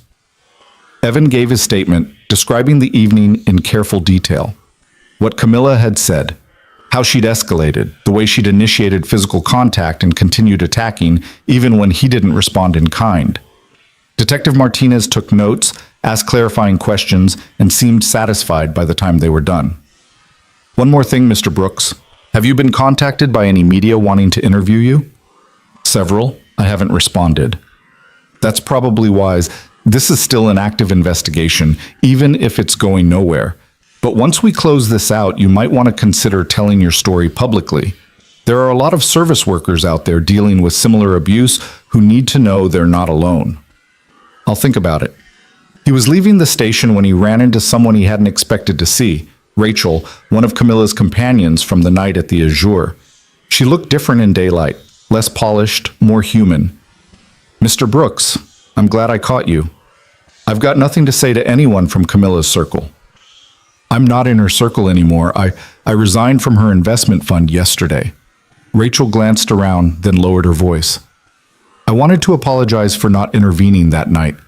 I should have stopped her earlier, should have done something. But I was afraid of losing my position, and I let that fear make me complicit in her behavior. Why are you telling me this? Because you deserve to hear it, and because I want you to know that you're not the first person she's done this to. I've watched her destroy servers, assistants, drivers, anyone she perceived as beneath her. It was easier to look away, to pretend it wasn't that bad, to tell myself it wasn't my problem. And now? Now I realize I was part of the problem. So I've given a statement to your lawyer about everything I've witnessed over the past 2 years working with Camilla. The pattern of abuse, the deliberate humiliation, the times she's gotten people fired or blacklisted for imagined slights. It's all documented. Evan studied her face, looking for deception or manipulation, but found only genuine remorse. That must have cost you. It did. My career in high-end finance is probably over, but I can live with that. I couldn't live with staying silent anymore. She handed him a business card. If your lawyer needs anything else from me, have her call. And Mr. Brooks, thank you for showing me what integrity actually looks like. She walked away before Evan could respond, leaving him standing on the police station steps, wondering how many people's lives had been changed by a single video and a refusal to back down. His phone buzzed with a text from David Kim. Kids class at 4 p.m. today, if you want to observe. No pressure, just thought you might like to see what you're getting into. Evan checked the time. It was barely noon, which gave him time to grab lunch, check on Lily at school, and get to the gym. He texted back, I'll be there. The Iron Mountain youth class was nothing like Evan expected. He'd imagined maybe a dozen kids learning basic boxing technique, but instead found 30 teenagers of various sizes and skill levels, all listening intently while Tommy demonstrated proper defensive posture. The first rule of fighting, Tommy was saying, is knowing when not to fight. The second rule is protecting yourself. The third rule is never, ever using your skills to bully or intimidate people weaker than you. Break that rule and you're out of this gym permanently. Everyone understand? A chorus of yes, sir echoed through the space. Evan watched from the sidelines as Tommy put them through their paces. Basic combinations, footwork drills, partner work that emphasized control over power. These kids weren't here to become professionals. They were here to find discipline, community, a way to channel their energy into something productive. One kid in particular caught Evan's attention. A lanky 15-year-old with reflexes that suggested natural talent, but technique that needed serious work. He was fast, but his punches were wild, uncontrolled, the kind of form that would get him hurt in a real match. After class, Evan approached Tommy. The tall kid in the blue shirt, what's his story? Marcus? Good kid. Tough home situation. His mom works 2 jobs. Dad's not in the picture. He's got potential, but no discipline. Wants to solve everything with his fists instead of his head. Mind if I work with him? Tommy's face broke into a grin. Not even officially started yet and already jumping in. Yeah, man. He could use someone like you. Evan approached Marcus as he was packing up his gear. Hey, I'm Evan. I'll be training here starting Monday. Marcus looked up, and Evan saw the instant recognition in his eyes. You're that guy from the video, the ghost. I'm just Evan. And I noticed you've got good speed, but you're telegraphing your punches. You want some help with that? The kid's eagerness was almost painful to watch. Really? You'd train me? If you're willing to listen and work hard, I don't waste time on people who aren't serious. I'm serious. I swear I'm serious.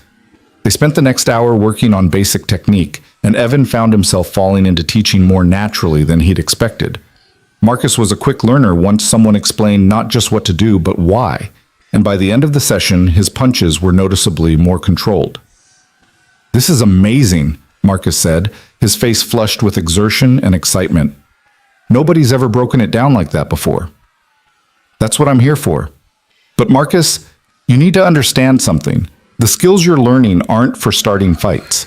They're for ending them quickly when you have no other choice. Or better yet, for walking away confident that you could handle yourself if you needed to. Like you did with that rich lady. Exactly like that. She wanted me to hit her, wanted to make me the bad guy. I didn't give her that satisfaction. Marcus nodded slowly, processing. My friends say I should fight this kid who's been talking trash about me, but I don't want to. Does that make me weak? No, that makes you smart. Fighting someone over words is what weak people do because they need external validation. Strong people know their worth and don't need to prove it to idiots. The kid smiled, a genuine expression that made him look younger than his 15 years. Thanks, coach. I'll see you Monday. After Marcus left, Evan found himself alone in the gym, surrounded by equipment and memories and the ghost of who he used to be. He walked over to the ring, running his hand along the ropes, feeling the familiar texture that had once been such a central part of his identity. He wasn't that person anymore. The ghost who'd fought for championships and glory was gone, replaced by someone quieter, but maybe stronger. A father, a teacher, a man who'd learned that the hardest fights were the ones you walked away from. His phone rang. It was Sarah Chen, the lawyer. Good news, Evan. Camilla Voss's legal team just reached out about a settlement. They're offering a substantial sum in exchange for you signing an NDA and dropping any potential claims. How substantial? $250,000. The number hit Evan like a physical blow. So $250,000. Enough to cover Lily's medications for years. Enough to move to a better apartment, maybe even buy a small house. Enough to stop worrying about money every single day. What's the catch? The NDA is strict. You couldn't talk about what happened, couldn't give interviews, couldn't participate in any media coverage of the incident. Essentially, you'd have to disappear from the public conversation about Camilla Voss. And if I don't take it, then we proceed with the lawsuit, which could take months and might result in more money or might result in nothing if a jury doesn't see it our way. It's a gamble, Evan. This is a sure thing. Evan stood in the empty gym, thinking about certainty versus principles, security versus integrity, the easy path versus the right one. $250,000 to be silent about abuse, to let Camilla Voss buy her way out of consequences, to send the message that money could erase anything if you had enough of it. No. Evan, think about this carefully. I have.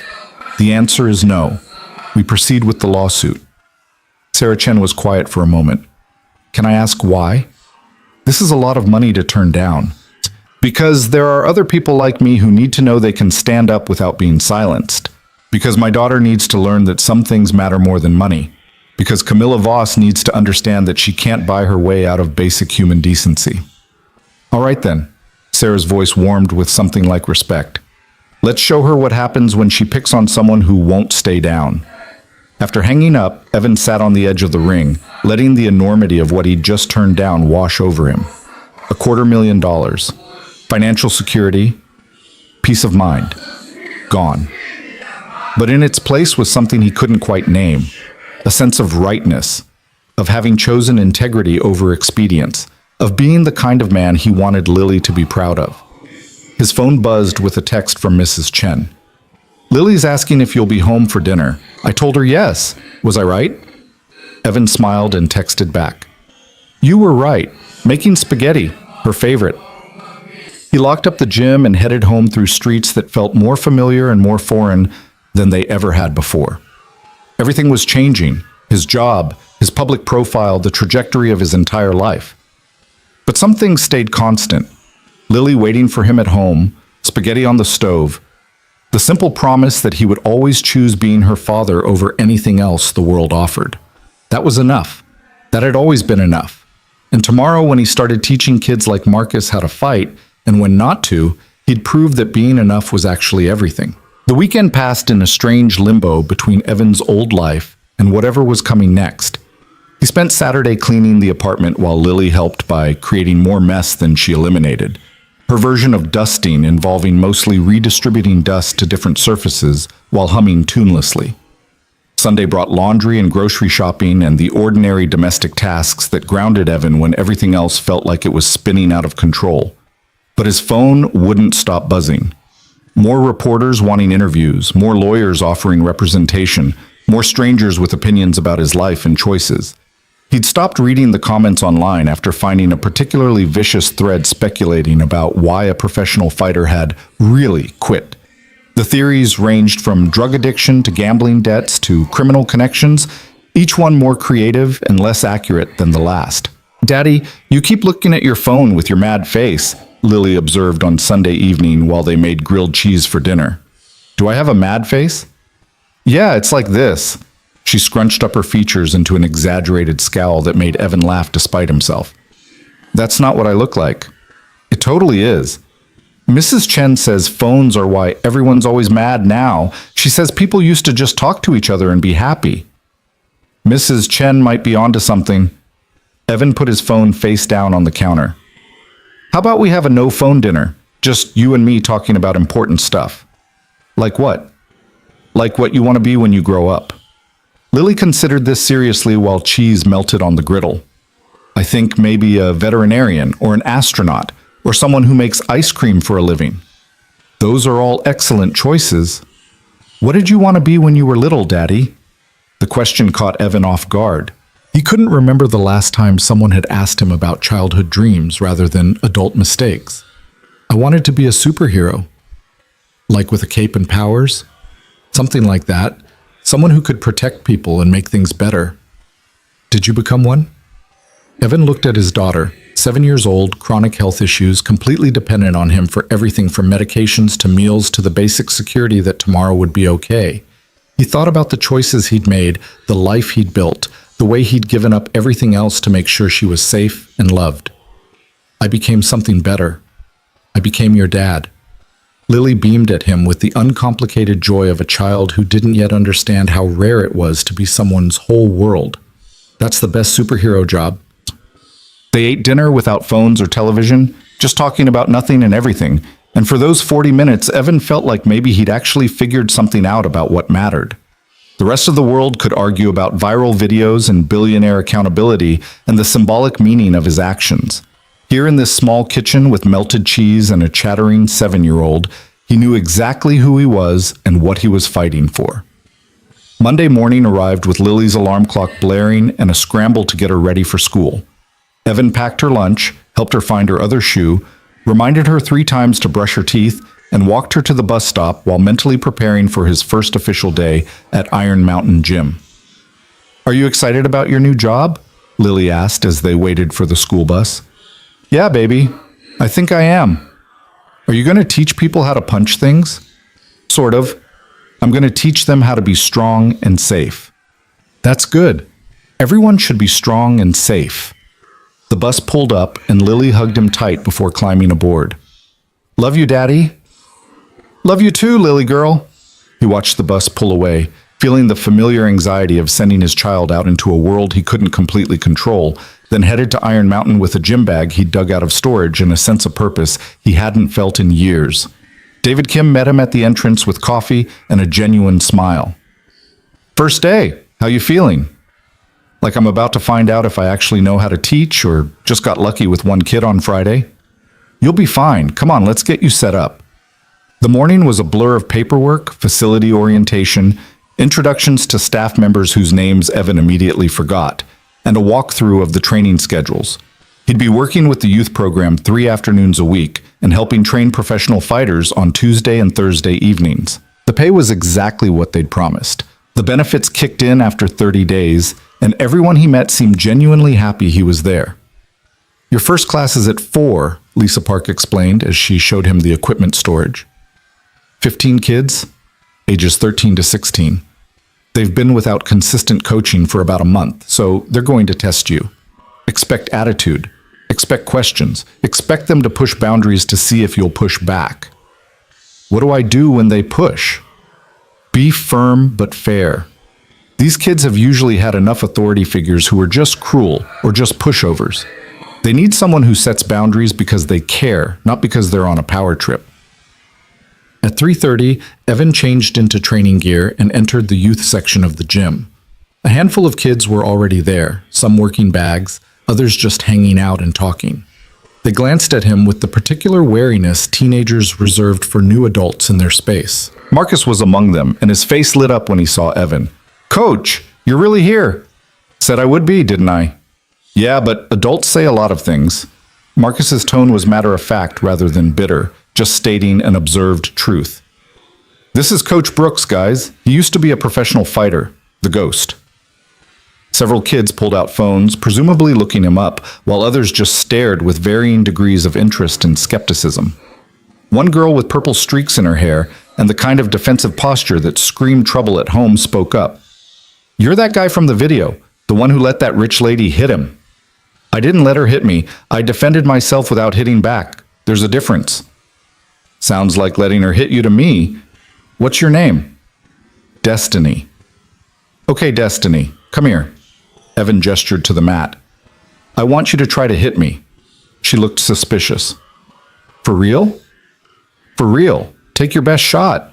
I'm not going to hit you back, but I'm also not going to let you hit me. Let's see if you can tell the difference." The other kids formed a circle, sensing entertainment. Destiny approached the mat with exaggerated confidence, and Evan could see she'd been in fights before. Street fights, probably, the kind where technique mattered less than aggression and willingness to hurt. She swung at him, a wide haymaker with her full weight behind it. Evan sidestepped easily, and her fist whooshed through empty air. She tried again, faster this time, and Evan caught her wrist mid-punch, stopping her momentum completely. "See? You didn't hit me, but I also didn't hurt you. That's control. That's real strength." "Whatever." But Destiny was smiling slightly, impressed despite herself. "Do that again." They spent the next 10 minutes with Evan demonstrating defensive techniques while various kids tried to land a hit. None of them could. He moved like water, redirecting their energy, staying balanced, making it look effortless in a way that clearly wasn't. Finally, a stocky kid named Jerome crossed his arms. "Okay, but what if someone comes at you who actually knows how to fight? What if they're bigger and stronger and not just some spoiled rich lady?" "Good question. Marcus, get up here." Marcus joined him on the mat, looking nervous. Evan handed him protective headgear and light gloves. "Put these on. I'm going to show everyone what happens when someone who knows what they're doing comes at me. Marcus, I want you to actually try to hit me. Use what I taught you Friday. Don't hold back." "You sure?" "Positive. Show them what you've got." What followed was a demonstration that had every kid in the gym watching with complete focus. Marcus was good, better than Evan had realized, and with proper technique, his strikes were fast and precise. But Evan was better. He slipped punches with minimal movement, blocked without losing position, and twice gently countered in ways that would have ended real fights, but here just demonstrated complete technical superiority. After 2 minutes, Evan called a stop. Marcus was breathing hard but grinning. "Man, you're fast." "I'm experienced. That's different. And Marcus, that was excellent work. You've been practicing what I showed you." The pride on the kid's face was almost painful to witness, like he wasn't used to adults noticing his effort, let alone praising it. Evan addressed the whole group. "Here's what I need you to understand. Fighting isn't about being tough. It's not about dominating people or proving you're stronger. Fighting is a last resort for when every other option has failed. What I'm going to teach you is how to protect yourself, how to stay calm under pressure, and most importantly, how to recognize which battles are worth fighting and which ones you walk away from. But what if you can't walk away? This from a quiet kid in the back named David. What if someone's coming at you and you've got nowhere to go? Then you defend yourself efficiently and end it quickly without causing more harm than necessary. But that's maybe 2% of situations. The other 98%, you can walk away, de-escalate, or find another solution. The trick is being confident enough in your abilities that you don't need to prove them. They worked for the next hour on basic defensive techniques: how to stand, how to protect your center, how to see attacks coming before they landed. Evan moved through the group offering corrections and encouragement, and he found himself falling into a teaching rhythm that felt natural, like he'd been doing this for years instead of minutes. Destiny struggled with keeping her hands up, dropping her guard whenever she got tired. Why does it matter? If someone's going to hit me, they're going to hit me. It matters because protecting yourself matters. You matter. Your safety matters. Every time you drop your guard, you're telling yourself you're not worth protecting, and that's not true. She looked at him with something vulnerable flickering in her eyes before the defensive wall came back up. You don't know anything about me. You're right, but I know you showed up here, which means some part of you wants to be stronger, safer, better. So let's work on keeping that guard up. By the end of class, Evan was exhausted in a way he hadn't been since his fighting days. Not just physically tired, but emotionally depleted from the sheer intensity of trying to reach 15 different kids with 15 different backgrounds and issues. But it was good exhaustion, the kind that came from doing something meaningful. After the kids cleared out, Tommy appeared with 2 bottles of water and a knowing grin. So, how was it? Harder than fighting professionally. Yep, but also more important. You did good, man. I was watching from the office. Those kids were actually listening to you, which is more than they've done for anyone in weeks. They're good kids. Just need someone to see that. That's what we're counting on you for. Tommy's expression turned more serious. Look, I should tell you, there's been some media hanging around outside. Reporters trying to get comments from people leaving the gym, asking about you. David told them to leave or he'd call the cops, but they might try to approach you when you leave. Evan's good mood dimmed slightly. I was hoping that would die down. Brother, you turned down a $250,000 settlement to pursue a lawsuit against one of the richest women in the city. That's not dying down anytime soon. That's just getting started. True to Tommy's warning, there were 3 reporters waiting outside when Evan left the gym. He kept his head down and his mouth shut, pushing past microphones and questions. How does it feel to be back in a gym? Are you planning to fight again? What do you want to say to Camilla Voss? He didn't answer any of them, just got to his car and drove away, checking his mirror to make sure no one followed. The last thing he needed was reporters figuring out where he lived and camping outside his apartment building where Lily might see them. His phone rang as he was driving, Sarah Chen, the lawyer. Evan, we need to talk about discovery. Camilla's legal team has submitted their response to our complaint, and it's creative. What does that mean? It means they're claiming you have a history of violence and aggression, that your professional fighting career demonstrates a pattern of behavior, and that Camilla was reasonably afraid for her safety given your background. Evan's hands tightened on the steering wheel. That's insane. I never fought outside the ring. My record is clean. I know, but they're going to try to paint your entire career as evidence of dangerous tendencies. They've also subpoenaed your employment records from the Azure, claiming the restaurant had concerns about your temper. Marcus would never say that. He won't have to. They'll find some incident report someone filed, some customer complaint, something they can twist into a narrative. This is what expensive lawyers do, Evan. They create doubt. So what do? We counter with our own discovery. I've already subpoenaed records from every restaurant and business Camilla has frequented in the past 5 years. We're going to find every server she's abused, every assistant she's fired unjustly, every pattern of behavior that shows she's the problem, not you. But I need you to be prepared for this to get ugly. How ugly? They're going to dig into everything. Your past relationships, your finances, your daughter's mother. They're going to try to find anything they can use to make you look unstable or untrustworthy. And Evan, they're going to go after Lily. The hell they are. Evan's voice went cold and flat. Not directly, but they'll question your fitness as a parent, suggest that your financial struggles put her at risk, imply that your lifestyle choices endanger her well-being. It's character assassination, and it's legal. So I'm supposed to just let them attack my parenting?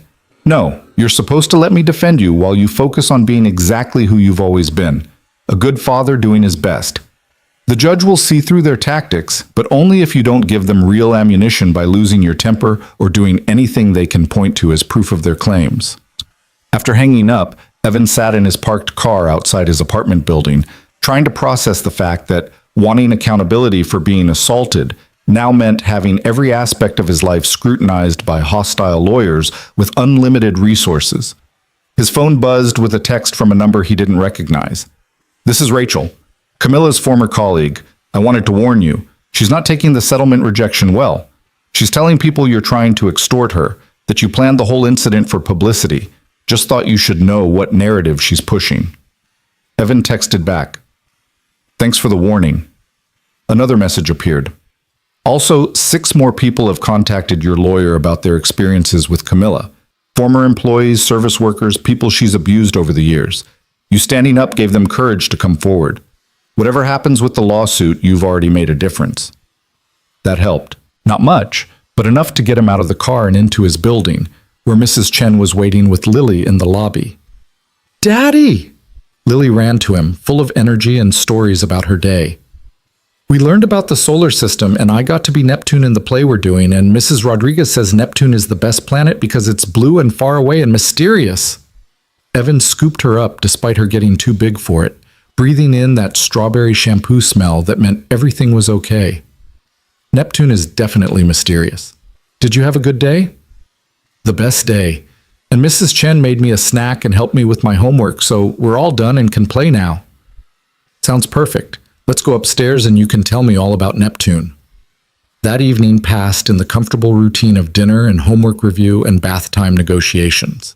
Lily chattered endlessly about school and friends and the injustice of having to go to bed when there was still so much playing to do. It was normal and mundane and exactly what Evan needed after a day of teaching teenagers and dodging reporters and learning that his life was about to be dissected by hostile lawyers. After Lily was asleep, Evan sat at his kitchen table with a cup of coffee and looked at the growing pile of business cards and documents related to the lawsuit. Sarah Chen had sent over a preliminary discovery request, pages and pages of questions about his employment history, his fighting career, his personal life, his relationship with Lily's mother. That last one made his chest tight. Lily's mother, Maya, had been a mistake in human form, beautiful and charismatic and completely incapable of choosing anything over her next high. She'd disappeared when Lily was 6 months old, leaving nothing but a note saying she couldn't do this anymore and a trail of unpaid bills. Evan had sole custody, but the thought of lawyers dragging Maya's addiction into court, making it part of some narrative about his judgment and choices, made him feel sick. His phone buzzed. Marcus Chen, the reporter from the Tribune. "Mr. Brooks, I know you haven't wanted to talk, but I wanted to give you a heads up. I'm running a story tomorrow about Camilla Voss's history of abusing service workers. I've interviewed 8 people who've worked for her or served her over the years. Your incident isn't isolated, it's part of a pattern. I thought you should know before it publishes." "Why tell me?" "Professional courtesy, and because I think you deserve to know that what you went through matters, that it's helping other people feel safe enough to speak up. The story will be online at 6 a.m. if you want to read it." After he hung up, Evan thought about those 8 people, strangers who'd had their own encounters with Camilla's cruelty, their own moments of humiliation, their own reasons for staying silent until someone else went first. He'd become that someone else without meaning to, just by refusing to stay down when someone with power tried to break him. That night, sleep came slowly. Evan lay in bed listening to the sounds of the building settling, sirens in the distance, the ordinary symphony of city life continuing regardless of personal drama. He thought about the kids in his class that afternoon, Destiny with her defensive walls, Marcus with his eager hunger for guidance, Jerome with his legitimate questions about what to do when walking away wasn't an option. He thought about Lily sleeping peacefully down the hall, unaware that her father's choices were creating ripples that might eventually touch her life. He wondered if he was being selfish, pursuing this lawsuit when settling would have given them financial security and anonymity. But then he thought about what he'd tell Lily when she was older, when she asked why he'd walked away from the Azure, why he'd stood up to Camilla Voss, why he'd chosen the hard path when an easier one existed. He wanted to tell her that some things mattered more than money or comfort, that standing up for yourself and others was worth the cost, that being able to look yourself in the mirror mattered more than being able to afford a bigger apartment. He wanted to be the kind of father who lived his values instead of just talking about them. And that meant seeing this through, regardless of where it led. Tuesday morning, Evan woke to 43 missed calls and over 100 new text messages. Marcus Chen's article had published, and it had gone viral. The headline read, "A Pattern of Abuse. 8 workers describe years of mistreatment by billionaire investor Camilla Voss." The article was devastating. Server after server describing similar incidents, public humiliation, invented complaints, deliberate cruelty designed to make them feel small. A personal assistant who'd been fired for wearing the wrong shade of blue. A driver who'd been screamed at for hitting a red light. A sommelier who'd been blacklisted for suggesting a wine pairing. And at the center of it all was the video of Evan, calm and controlled, while Camilla tried repeatedly to break him. The contrast between his restraint and her rage had become the visual representation of everything wrong with unchecked wealth and power. By the time Evan got Lily to school and himself to the gym, the story had spawned 1,000 think pieces about class warfare, toxic wealth culture, and the service industry's silent suffering. Hashtag Eat the Rich was trending. Labor activists were using Evan's image in their campaigns. Someone had started a GoFundMe to help with his legal fees that had already raised $30,000. David found him staring at his phone in disbelief. "You okay?" "I don't know. This is all happening so fast." "You started something important, Evan. People needed someone to stand up first. You did that. I just didn't want to hit someone who was hitting me. That's not heroic. That's basic human decency." In a world where billionaires face zero consequences for their actions, yeah, that's actually pretty heroic. David squeezed his shoulder. "Use it. Let the attention put pressure on Camilla's legal team. Let it show other workers they're not alone. You didn't ask for this platform, but you've got it now. Might as well make it count for something." That afternoon's youth class was subdued. The kids had clearly seen the news, and they looked at Evan differently now, not just as a coach, but as someone who'd actually done the thing they all claimed they'd do if given the chance. Destiny approached him before class started. "My mom read that article. She said you're doing what she wishes she could do every time some rich lady treats her like garbage at her cleaning job." "Your mom's a house cleaner?" 3 different houses, 6 days a week. She comes home exhausted, and people still treat her like she's nobody. Destiny's voice was fierce with protective anger. "I'm glad you're making that Voss lady pay. She deserves it." "I'm not trying to make her pay. I'm trying to make sure she faces consequences so it doesn't happen to someone else." Same thing, isn't it? Not really. One's about revenge. The other's about justice. There's a difference. They worked through combinations and defensive positioning, and Evan found himself thinking about Destiny's mother, cleaning rich people's houses while they probably barely acknowledged her existence. How many people like her were there? How many invisible workers keeping the machinery of wealth running while being treated as less than human? After class, as Evan was packing up his gear, his phone rang with a number he recognized. Jennifer Park, the talent agent from CAA. "Evan, I know you weren't interested before, but circumstances have changed. You're not just viral now, you're a movement. And I've got offers that could set you up for life." "What kind of offers?"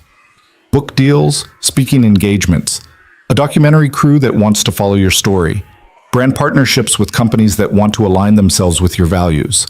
We're talking 7 figures minimum if you play this right." 7 figures. Enough to never worry about money again, to give Lily everything she needed and most of what she wanted, to build the kind of stability Evan had only dreamed about. What would I have to do? Be yourself. Tell your story. Let people see the man behind the video. You're already doing the work, teaching kids, pursuing justice, being a good father. We just help you share that with a wider audience and get compensated fairly for it. I need to think about it. Of course. But Evan, opportunities like this don't wait around forever. The internet's attention span is measured in days, not months. If you want to capitalize on this moment, you need to move soon. After she hung up, Evan sat alone in the gym's empty training room, surrounded by equipment and possibilities, and the weight of decisions that would shape not just his future, but Lily's. Every choice came with consequences he couldn't fully predict.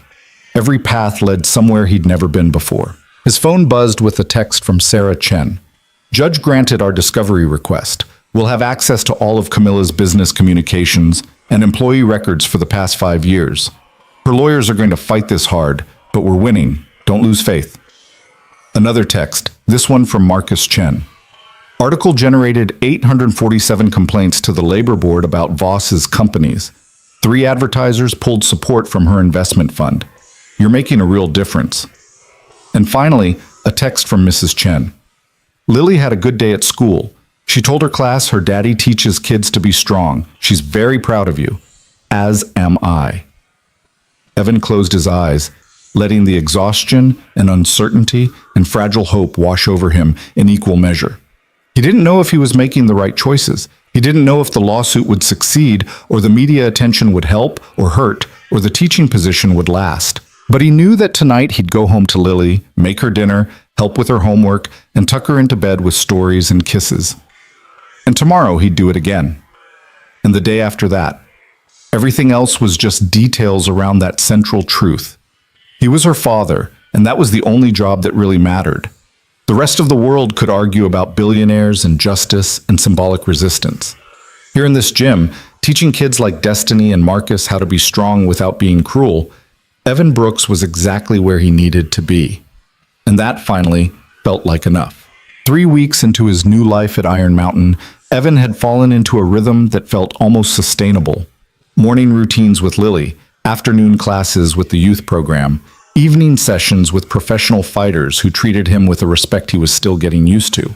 The media attention hadn't died down exactly, but it had shifted from frantic to steady, a constant background hum rather than a deafening roar. The lawsuit was progressing in the slow, grinding way legal proceedings always did. Sarah Chen sent weekly updates about depositions and discovery responses and procedural motions that meant something to lawyers but felt abstract to Evan. What felt real was the growing list of former Camilla Voss employees willing to testify about their own experiences with her cruelty. What felt real was the message he'd received from a server in Chicago, who'd stood up to an abusive customer and kept his job because the restaurant owner had seen Evan's video and decided enough was enough. What felt real was Marcus showing up to every single class early, his technique improving so dramatically that other kids had started asking him for help, watching him transform from an angry kid with fast hands into a young man learning that discipline mattered more than rage. It was a Thursday evening, and Evan was working with one of the gym's professional fighters, a welterweight named Andre, who had a title shot coming up in 6 weeks. They were drilling defensive sequences when David appeared in the doorway with an expression that immediately put Evan on alert. "We need to talk. Office. Now." Andre caught Evan's eye. "Everything okay, coach?" "Yeah, keep working that slip and counter combination. I'll be back in a few minutes." But Evan knew from David's face that this wasn't a few minutes conversation. In the office, he found David, Tommy, and Lisa all looking grim. "What happened?" Lisa pulled up something on her tablet and turned it to face him. It was a news article from a gossip website, the kind that traded in scandal and destruction. The headline read, "The Ghost's Dark Secret, Child Services Investigation into Viral Heroes Parenting." Evan's blood went cold. "What is this?" "Camilla's team leaked false information to the press." Sarah Chen's voice came through the speakerphone on the desk. Apparently they'd already called her. "They're claiming there was a child services investigation into your fitness as a parent last year. It's completely fabricated, but the story's already spreading." How can they just lie? They buried it in speculation, and sources say language that gives them legal cover. And by the time we get it retracted, the damage is done. People will remember the accusation, not the correction. Evan's hands were shaking. He pressed them flat against the desk, trying to find the calm that had kept him steady through everything else. "What do I do?" "We fight back," Sarah said firmly. I'm already drafting a defamation suit to add to the existing complaint. And Evan, this actually helps us in a way. It shows how desperate they are, how willing to destroy you rather than face accountability. A judge will see that. But people believe this stuff. What if Lily hears about it at school? What if actual child services shows up because of a fake allegation? I've already contacted child services, Lisa said quietly. Explained the situation, provided documentation of the smear campaign. They've noted it in their files as harassment. If anyone calls in a complaint, they'll know it's retaliation, not legitimate concern. David leaned forward. Evan, I know this is scary, but you've got people in your corner now. This Jim, your lawyer, the community you've built here.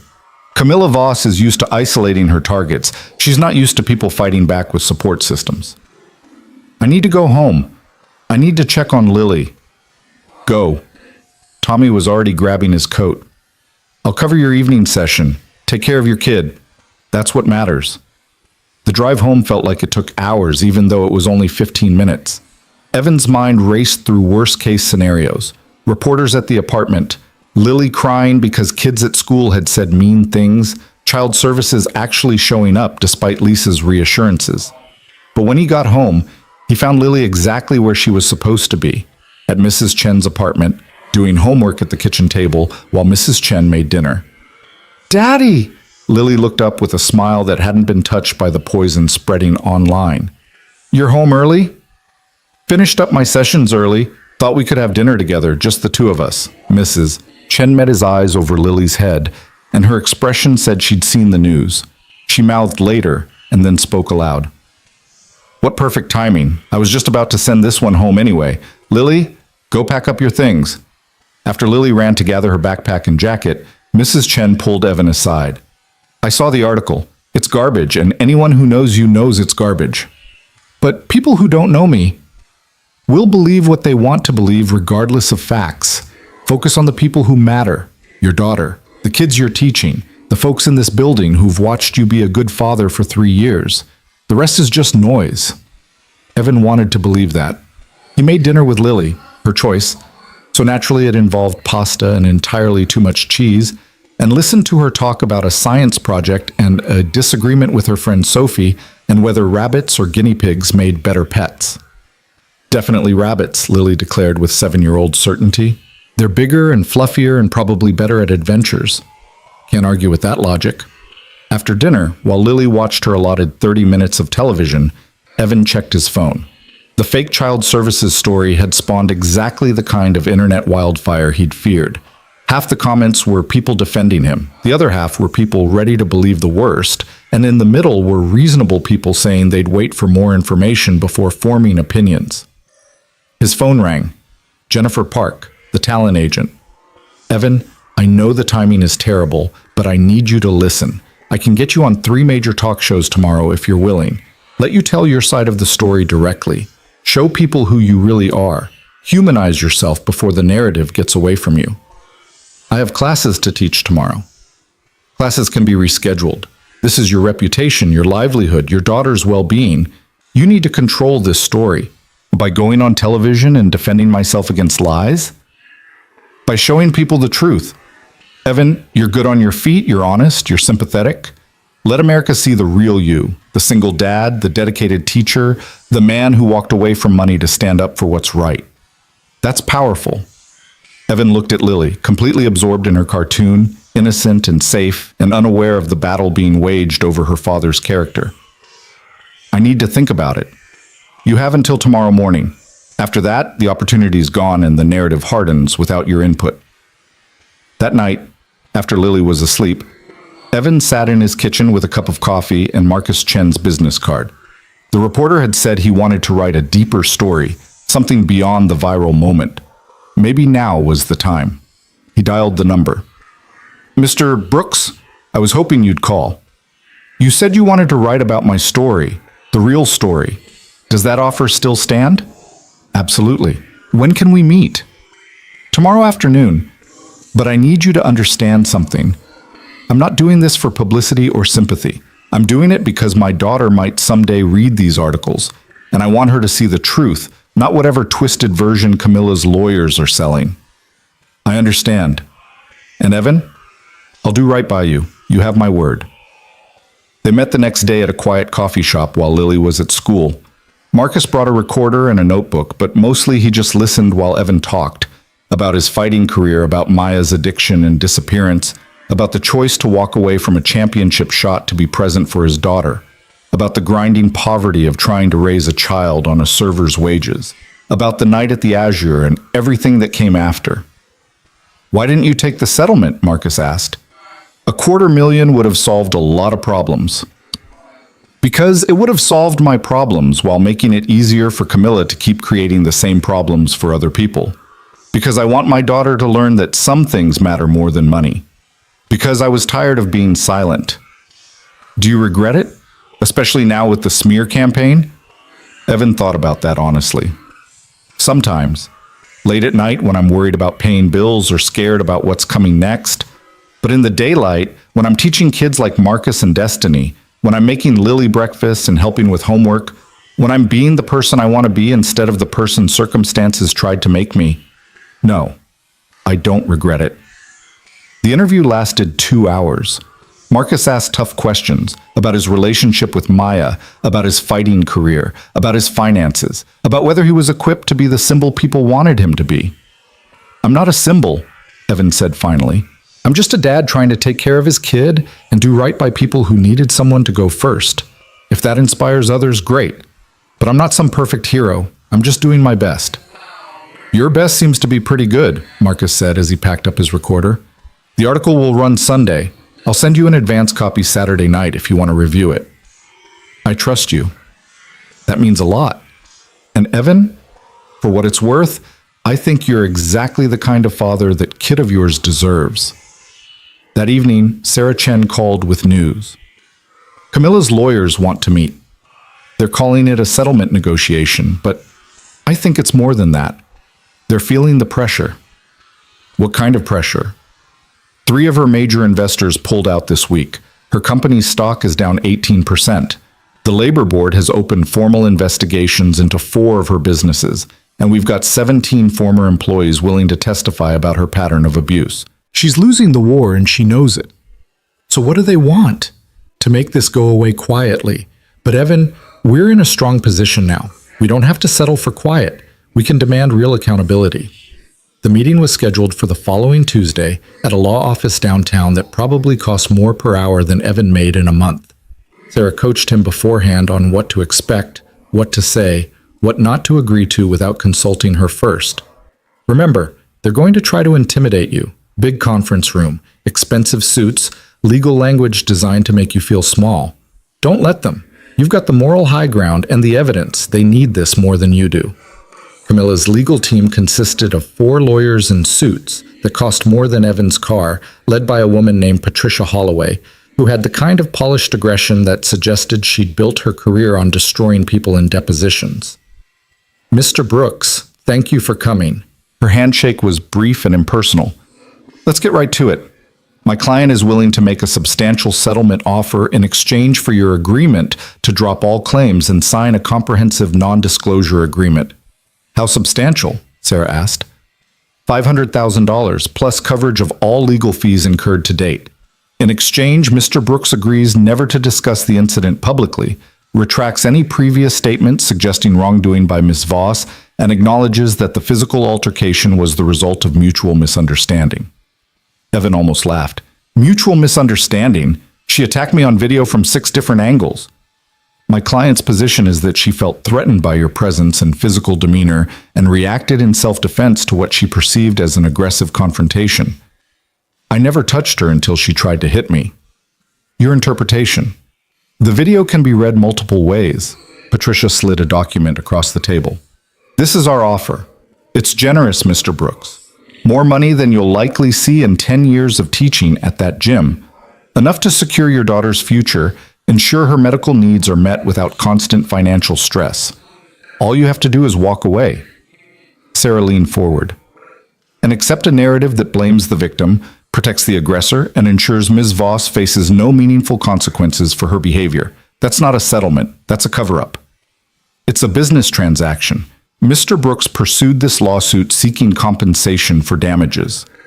We're offering compensation. If he's unwilling to accept it, one has to question whether his true motivations are financial or merely vindictive. My motivations, Evan said quietly, are making sure what happened to me doesn't happen to someone else who doesn't have videos to prove their innocence or a lawyer willing to take their case. Very noble, but nobility doesn't pay for your daughter's medications. Patricia's voice was cold, clinical. Let me be frank, Mr. Brooks. If you proceed with this lawsuit, we will bury you in discovery. We will depose every person you've ever worked with, every teacher at your daughter's school, every neighbor in your building. We will examine every aspect of your life looking for evidence that you're an unfit parent, a violent person, a man whose judgment cannot be trusted. You mean you'll lie and hope something sticks?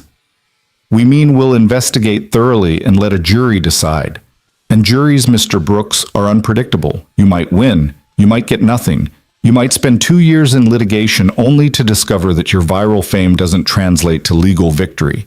Is that really a risk worth taking when we're offering guaranteed money right now? Sarah put her hand on Evan's arm, a silent reminder to stay calm. We'll need to discuss this with our client. Of course, you have 48 hours. After that, the offer drops to $250,000, and we proceed with aggressive litigation. Your choice. Outside the law office, standing in afternoon sunlight that felt cleaner than the air-conditioned conference room, Sarah turned to Evan. $500,000 is a lot of money. I know. But they're scared. You said it yourself. We're in a strong position. They wouldn't be offering this much if they thought they could win. True, but Evan, they're not bluffing about making your life hell. They will dig into everything. They will try to destroy you. Are you prepared for that? Evan thought about Lily, about the kids at Iron Mountain, about all the servers and assistants and invisible workers who needed to know that standing up didn't always end in destruction. Yeah, I'm prepared. Then we counteroffer. $1 million, a public apology from Camilla Voss, and mandatory anti-harassment training for all her employees. No NDA. You get to tell your story however you want. They'll never agree to that. Probably not. But it sets the terms for negotiation.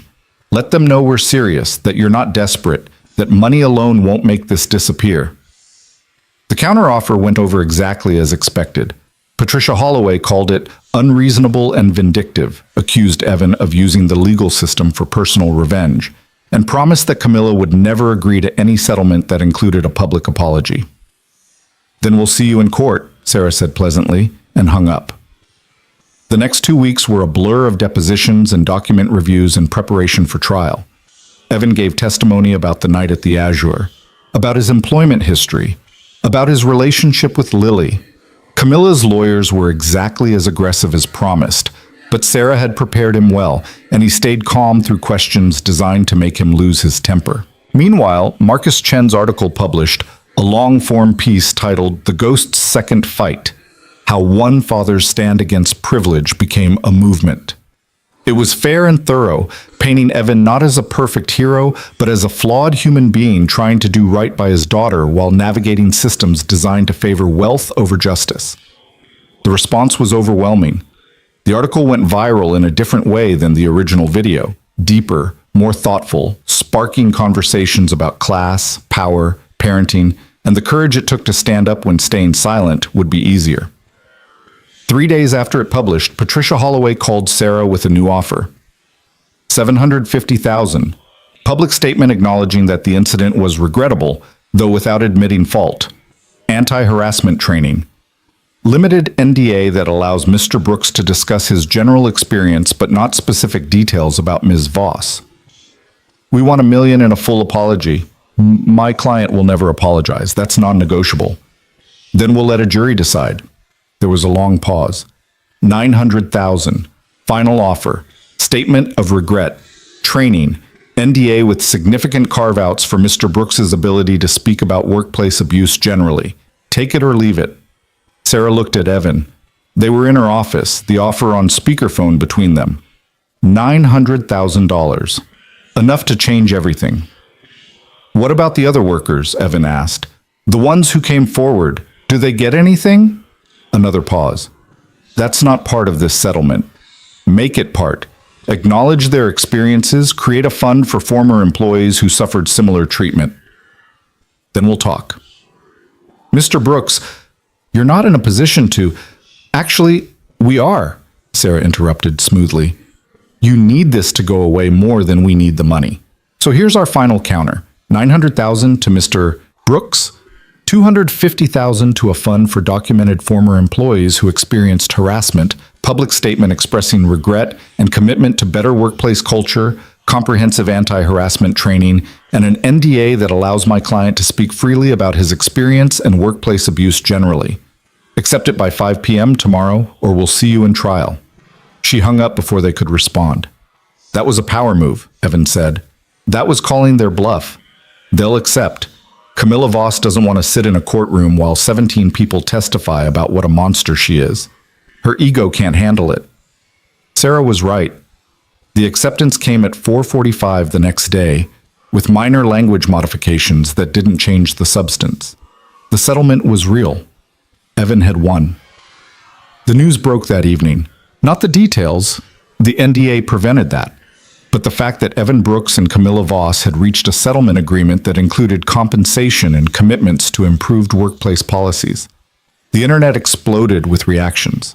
Some people accused Evan of selling out, taking money instead of seeing it through to trial. Others celebrated it as a victory, showing that accountability was possible even against the ultra-wealthy. Most people just seemed relieved that a regular person had stood up to a billionaire and come out ahead. Evan didn't read the comments. He was busy making dinner with Lily, who was completely oblivious to the fact that their lives had just changed in ways she wouldn't understand for years. "Daddy, can we get a rabbit now?" she asked while setting the table. "Why do you want a rabbit?" "Because they're fluffy and nice and I could teach it tricks." "We'll see, baby. Maybe start with keeping your room clean and we'll talk about rabbits." "That's what you always say when the answer is no." "That's because I'm a dad, and that's what dads say." She giggled and went back to setting out napkins while Evan stirred pasta sauce and tried to process what the settlement meant. The money would be held in trust until the final paperwork was signed, but it was real. Enough to cover Lily's medical expenses for years. Enough for a down payment on a real house with a yard where a rabbit could live if she kept asking. Enough to stop choosing between necessities. But more than the money, there was the fund for other workers, the anti-harassment training, the public acknowledgement that something had been wrong. It wasn't everything. Camilla hadn't apologized directly, hadn't admitted fault, but it was something. It was more than nothing. That weekend, Evan took Lily to the park like he'd promised weeks ago. They fed ducks and played on swings and had ice cream for lunch because sometimes rules were meant to be bent. She was delighted with the freedom, completely unaware that her father's fight against a billionaire had finally reached its conclusion. On Monday, Evan returned to Iron Mountain for his regular classes. The kids were waiting, and Destiny approached him immediately. "Coach, we heard you won, that you made the rich lady pay." "I didn't make her pay. We reached an agreement that holds her accountable and helps other workers she hurt." "Same thing," Marcus said, grinning. "You didn't back down. You won." The real win is what you all are learning here: how to be strong without being cruel, how to stand up for yourselves without losing control. That matters more than any settlement. They worked through their drills, and Evan felt the comfortable rhythm of teaching settling over him like a familiar coat. This was his life now, not viral videos or legal battles or media attention, but this gym, these kids, the daily work of being present and engaged and useful. After class, David pulled him aside. "So, what are you going to do with the money?" "Take care of Lily, buy a house probably, save for her college, the boring, responsible stuff." "You could do anything. Travel, invest, start your own gym." "I could, but I like it here. I like teaching kids who need someone to believe in them. I like being part of something bigger than myself. Why would I leave that?" David smiled, the kind of smile that suggested he'd been hoping for exactly that answer. "Good. Because we'd like to make you a partner in the gym. Full ownership stake, voice in decisions, part of building something that lasts. You've proven yourself these past weeks. The kids respect you, the fighters trust you, and you show up every day ready to do the work. That's worth more than money." "I don't have capital to invest." You've got something better. You've got credibility and commitment and the ability to reach kids that no one else can. Think about it. No pressure, but the offer stands. That evening, Evan sat with Lily while she did homework, helping her with math problems and spelling words while his mind processed everything that had changed. A month ago, he'd been a waiter drowning in medical bills, invisible to everyone except the people demanding better service. Now he had financial security, a partnership offer, a community of people who valued his presence, and a daughter who thought he was the best dad in the world, even though he still burned grilled cheese sometimes and couldn't. French braid her hair properly. "Daddy, you're smiling," Lily observed. "What's funny?" "Nothing's funny. I'm just happy." "Because of your new job?" "Because of you. Because we're okay. Because tomorrow we get to do this all over again." "That's kind of boring to be happy about." "Boring is underrated, baby girl. You'll understand when you're older." The settlement finalized 2 weeks later with signatures and legal documents that meant Evan's bank account suddenly had more zeros than he'd ever imagined. He paid off all outstanding medical bills, put money aside for Lily's future, and made a down payment on a small house 3 blocks from their current apartment. Close enough that Lily could keep her school and friends, big enough that she could finally have that rabbit she kept asking about. He accepted David's partnership offer, becoming part owner of Iron Mountain Gym with a focus on expanding the youth program to serve more kids from difficult backgrounds. The work was demanding, but it felt right in a way that serving wine to indifferent millionaires never had. Marcus Chen's follow-up article about the settlement focused not on the money, but on the precedent, that regular people could hold powerful abusers accountable, that the system could work if you had the courage to push back and the support to sustain the fight. It became required reading in several labor rights courses at universities, used as a case study in standing up to workplace abuse. Camilla Voss largely disappeared from public life. Her investment fund downsized significantly. Several of her business ventures collapsed under the weight of public scrutiny and investor withdrawal. She never apologized, never acknowledged wrongdoing, but her power had been checked in a way that mattered. 6 months after that night at the Azure, Evan stood in the backyard of his new house watching Lily play with her rabbit, a fluffy gray creature named Neptune that she'd trained to hop through a small obstacle course she'd built from cardboard boxes. The evening sun was warm, the grass was green, and from inside the house he could hear Mrs. Chen helping herself to coffee while complaining cheerfully about the neighbors. His phone buzzed with a message from Destiny. "Coach, I got accepted to the Youth Boxing Nationals. Thank you for believing I was worth teaching." Another message from Marcus. "Mom got a new job with better pay and they treat her with respect. She says it's because she learned from my coach that standing up for yourself matters. Thank you." Evan put his phone away and watched his daughter teach a rabbit to jump through hoops, her laughter carrying on the breeze, her breathing clear and easy in the warm air. This was success. Not the money or the headlines or the moral victory over Camilla Voss, but this moment right here. A happy kid, a peaceful evening, the absolute certainty that tomorrow would bring more of the same. "Daddy, look! Neptune jumped through 3 hoops in a row." "That's amazing, baby. You're an excellent teacher. I learned from you. You teach people to be strong and good and stand up for themselves." Evan walked over to where she sat in the grass, her small hands gentle on the rabbit's soft fur, her face bright with uncomplicated joy. He knelt beside her, this child who'd given him a reason to be better than he ever thought he could be. "You know what I learned, Lily?" "What?" "That being strong isn't about fighting or winning or proving you're tougher than someone else. It's about knowing who you are, what you stand for, and refusing to let anyone make you into something less. You taught me that just by being you." She looked at him with 7-year-old wisdom that somehow understood more than she should. "Is that why you didn't hit that mean lady? Because you knew who you were?" "Exactly. I knew I was your dad first, and everything else second. That made all the other choices easy. I'm glad you're my dad." "I'm glad I'm your dad too, baby girl. Best job I ever had." They sat together in the grass while Neptune explored his new yard and the sun painted the sky in shades of orange and gold. Somewhere in the city, people were still arguing about class warfare and billionaire accountability and the meaning of Evan's stand against Camilla Voss. Somewhere, workers were finding courage to speak up against abuse because someone had gone first and survived. But here, in this small backyard with this small person and this smaller rabbit, Evan Brooks had everything that mattered. He'd fought the fight that needed fighting, not with his fists, but with his refusal to be broken. He'd won not because he was stronger or smarter or luckier, but because he'd known what he was fighting for and refused to compromise on it. The ghost had found peace. The fighter had become a teacher. The desperate waiter drowning in bills had become a homeowner and gym partner and father who could finally breathe without calculating the cost of every breath.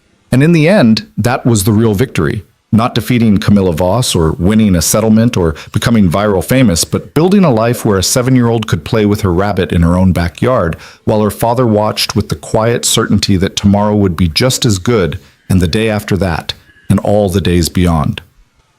Come on, Lily, let's get Neptune settled in his hutch and make some dinner. Can we have spaghetti? We can have anything you want. Then spaghetti with lots of cheese and maybe ice cream after? Maybe ice cream after, Evan agreed, standing and offering his hand to help her up. If you eat all your vegetables. That's what you always say. That's because I'm consistent, one of my better qualities. They walked inside together, leaving Neptune to explore his new home while evening settled over the neighborhood. Tomorrow, Evan would go back to the gym and teach kids how to channel their strength into something positive. Tomorrow, he'd take Lily to school and pick her up after and help with homework and make dinner and tuck her into bed with stories. Tomorrow would be ordinary and wonderful and exactly what he'd fought so hard to build. But tonight, he made spaghetti with too much cheese and let Lily have ice cream even though she'd only eaten half her vegetables, because some rules existed to be broken and some moments deserved celebrating. The ghost had finally found his home. And it turned out home wasn't a place or a championship or a bank account balance. Home was a kid with spaghetti sauce on her face, a rabbit named after a planet, a gym full of teenagers learning to be strong without being cruel, and the simple peace that came from knowing you'd stood up when it mattered and refused to be anything less than who you wanted to be. Evan Brooks had chosen dignity over security, principle over money, fatherhood over everything else. And in the end, he'd gotten all of it. Not because the universe rewarded virtue, but because standing up for yourself created opportunities that staying silent never could. He was home. Finally, completely, peacefully home. And that was victory enough for any fighter.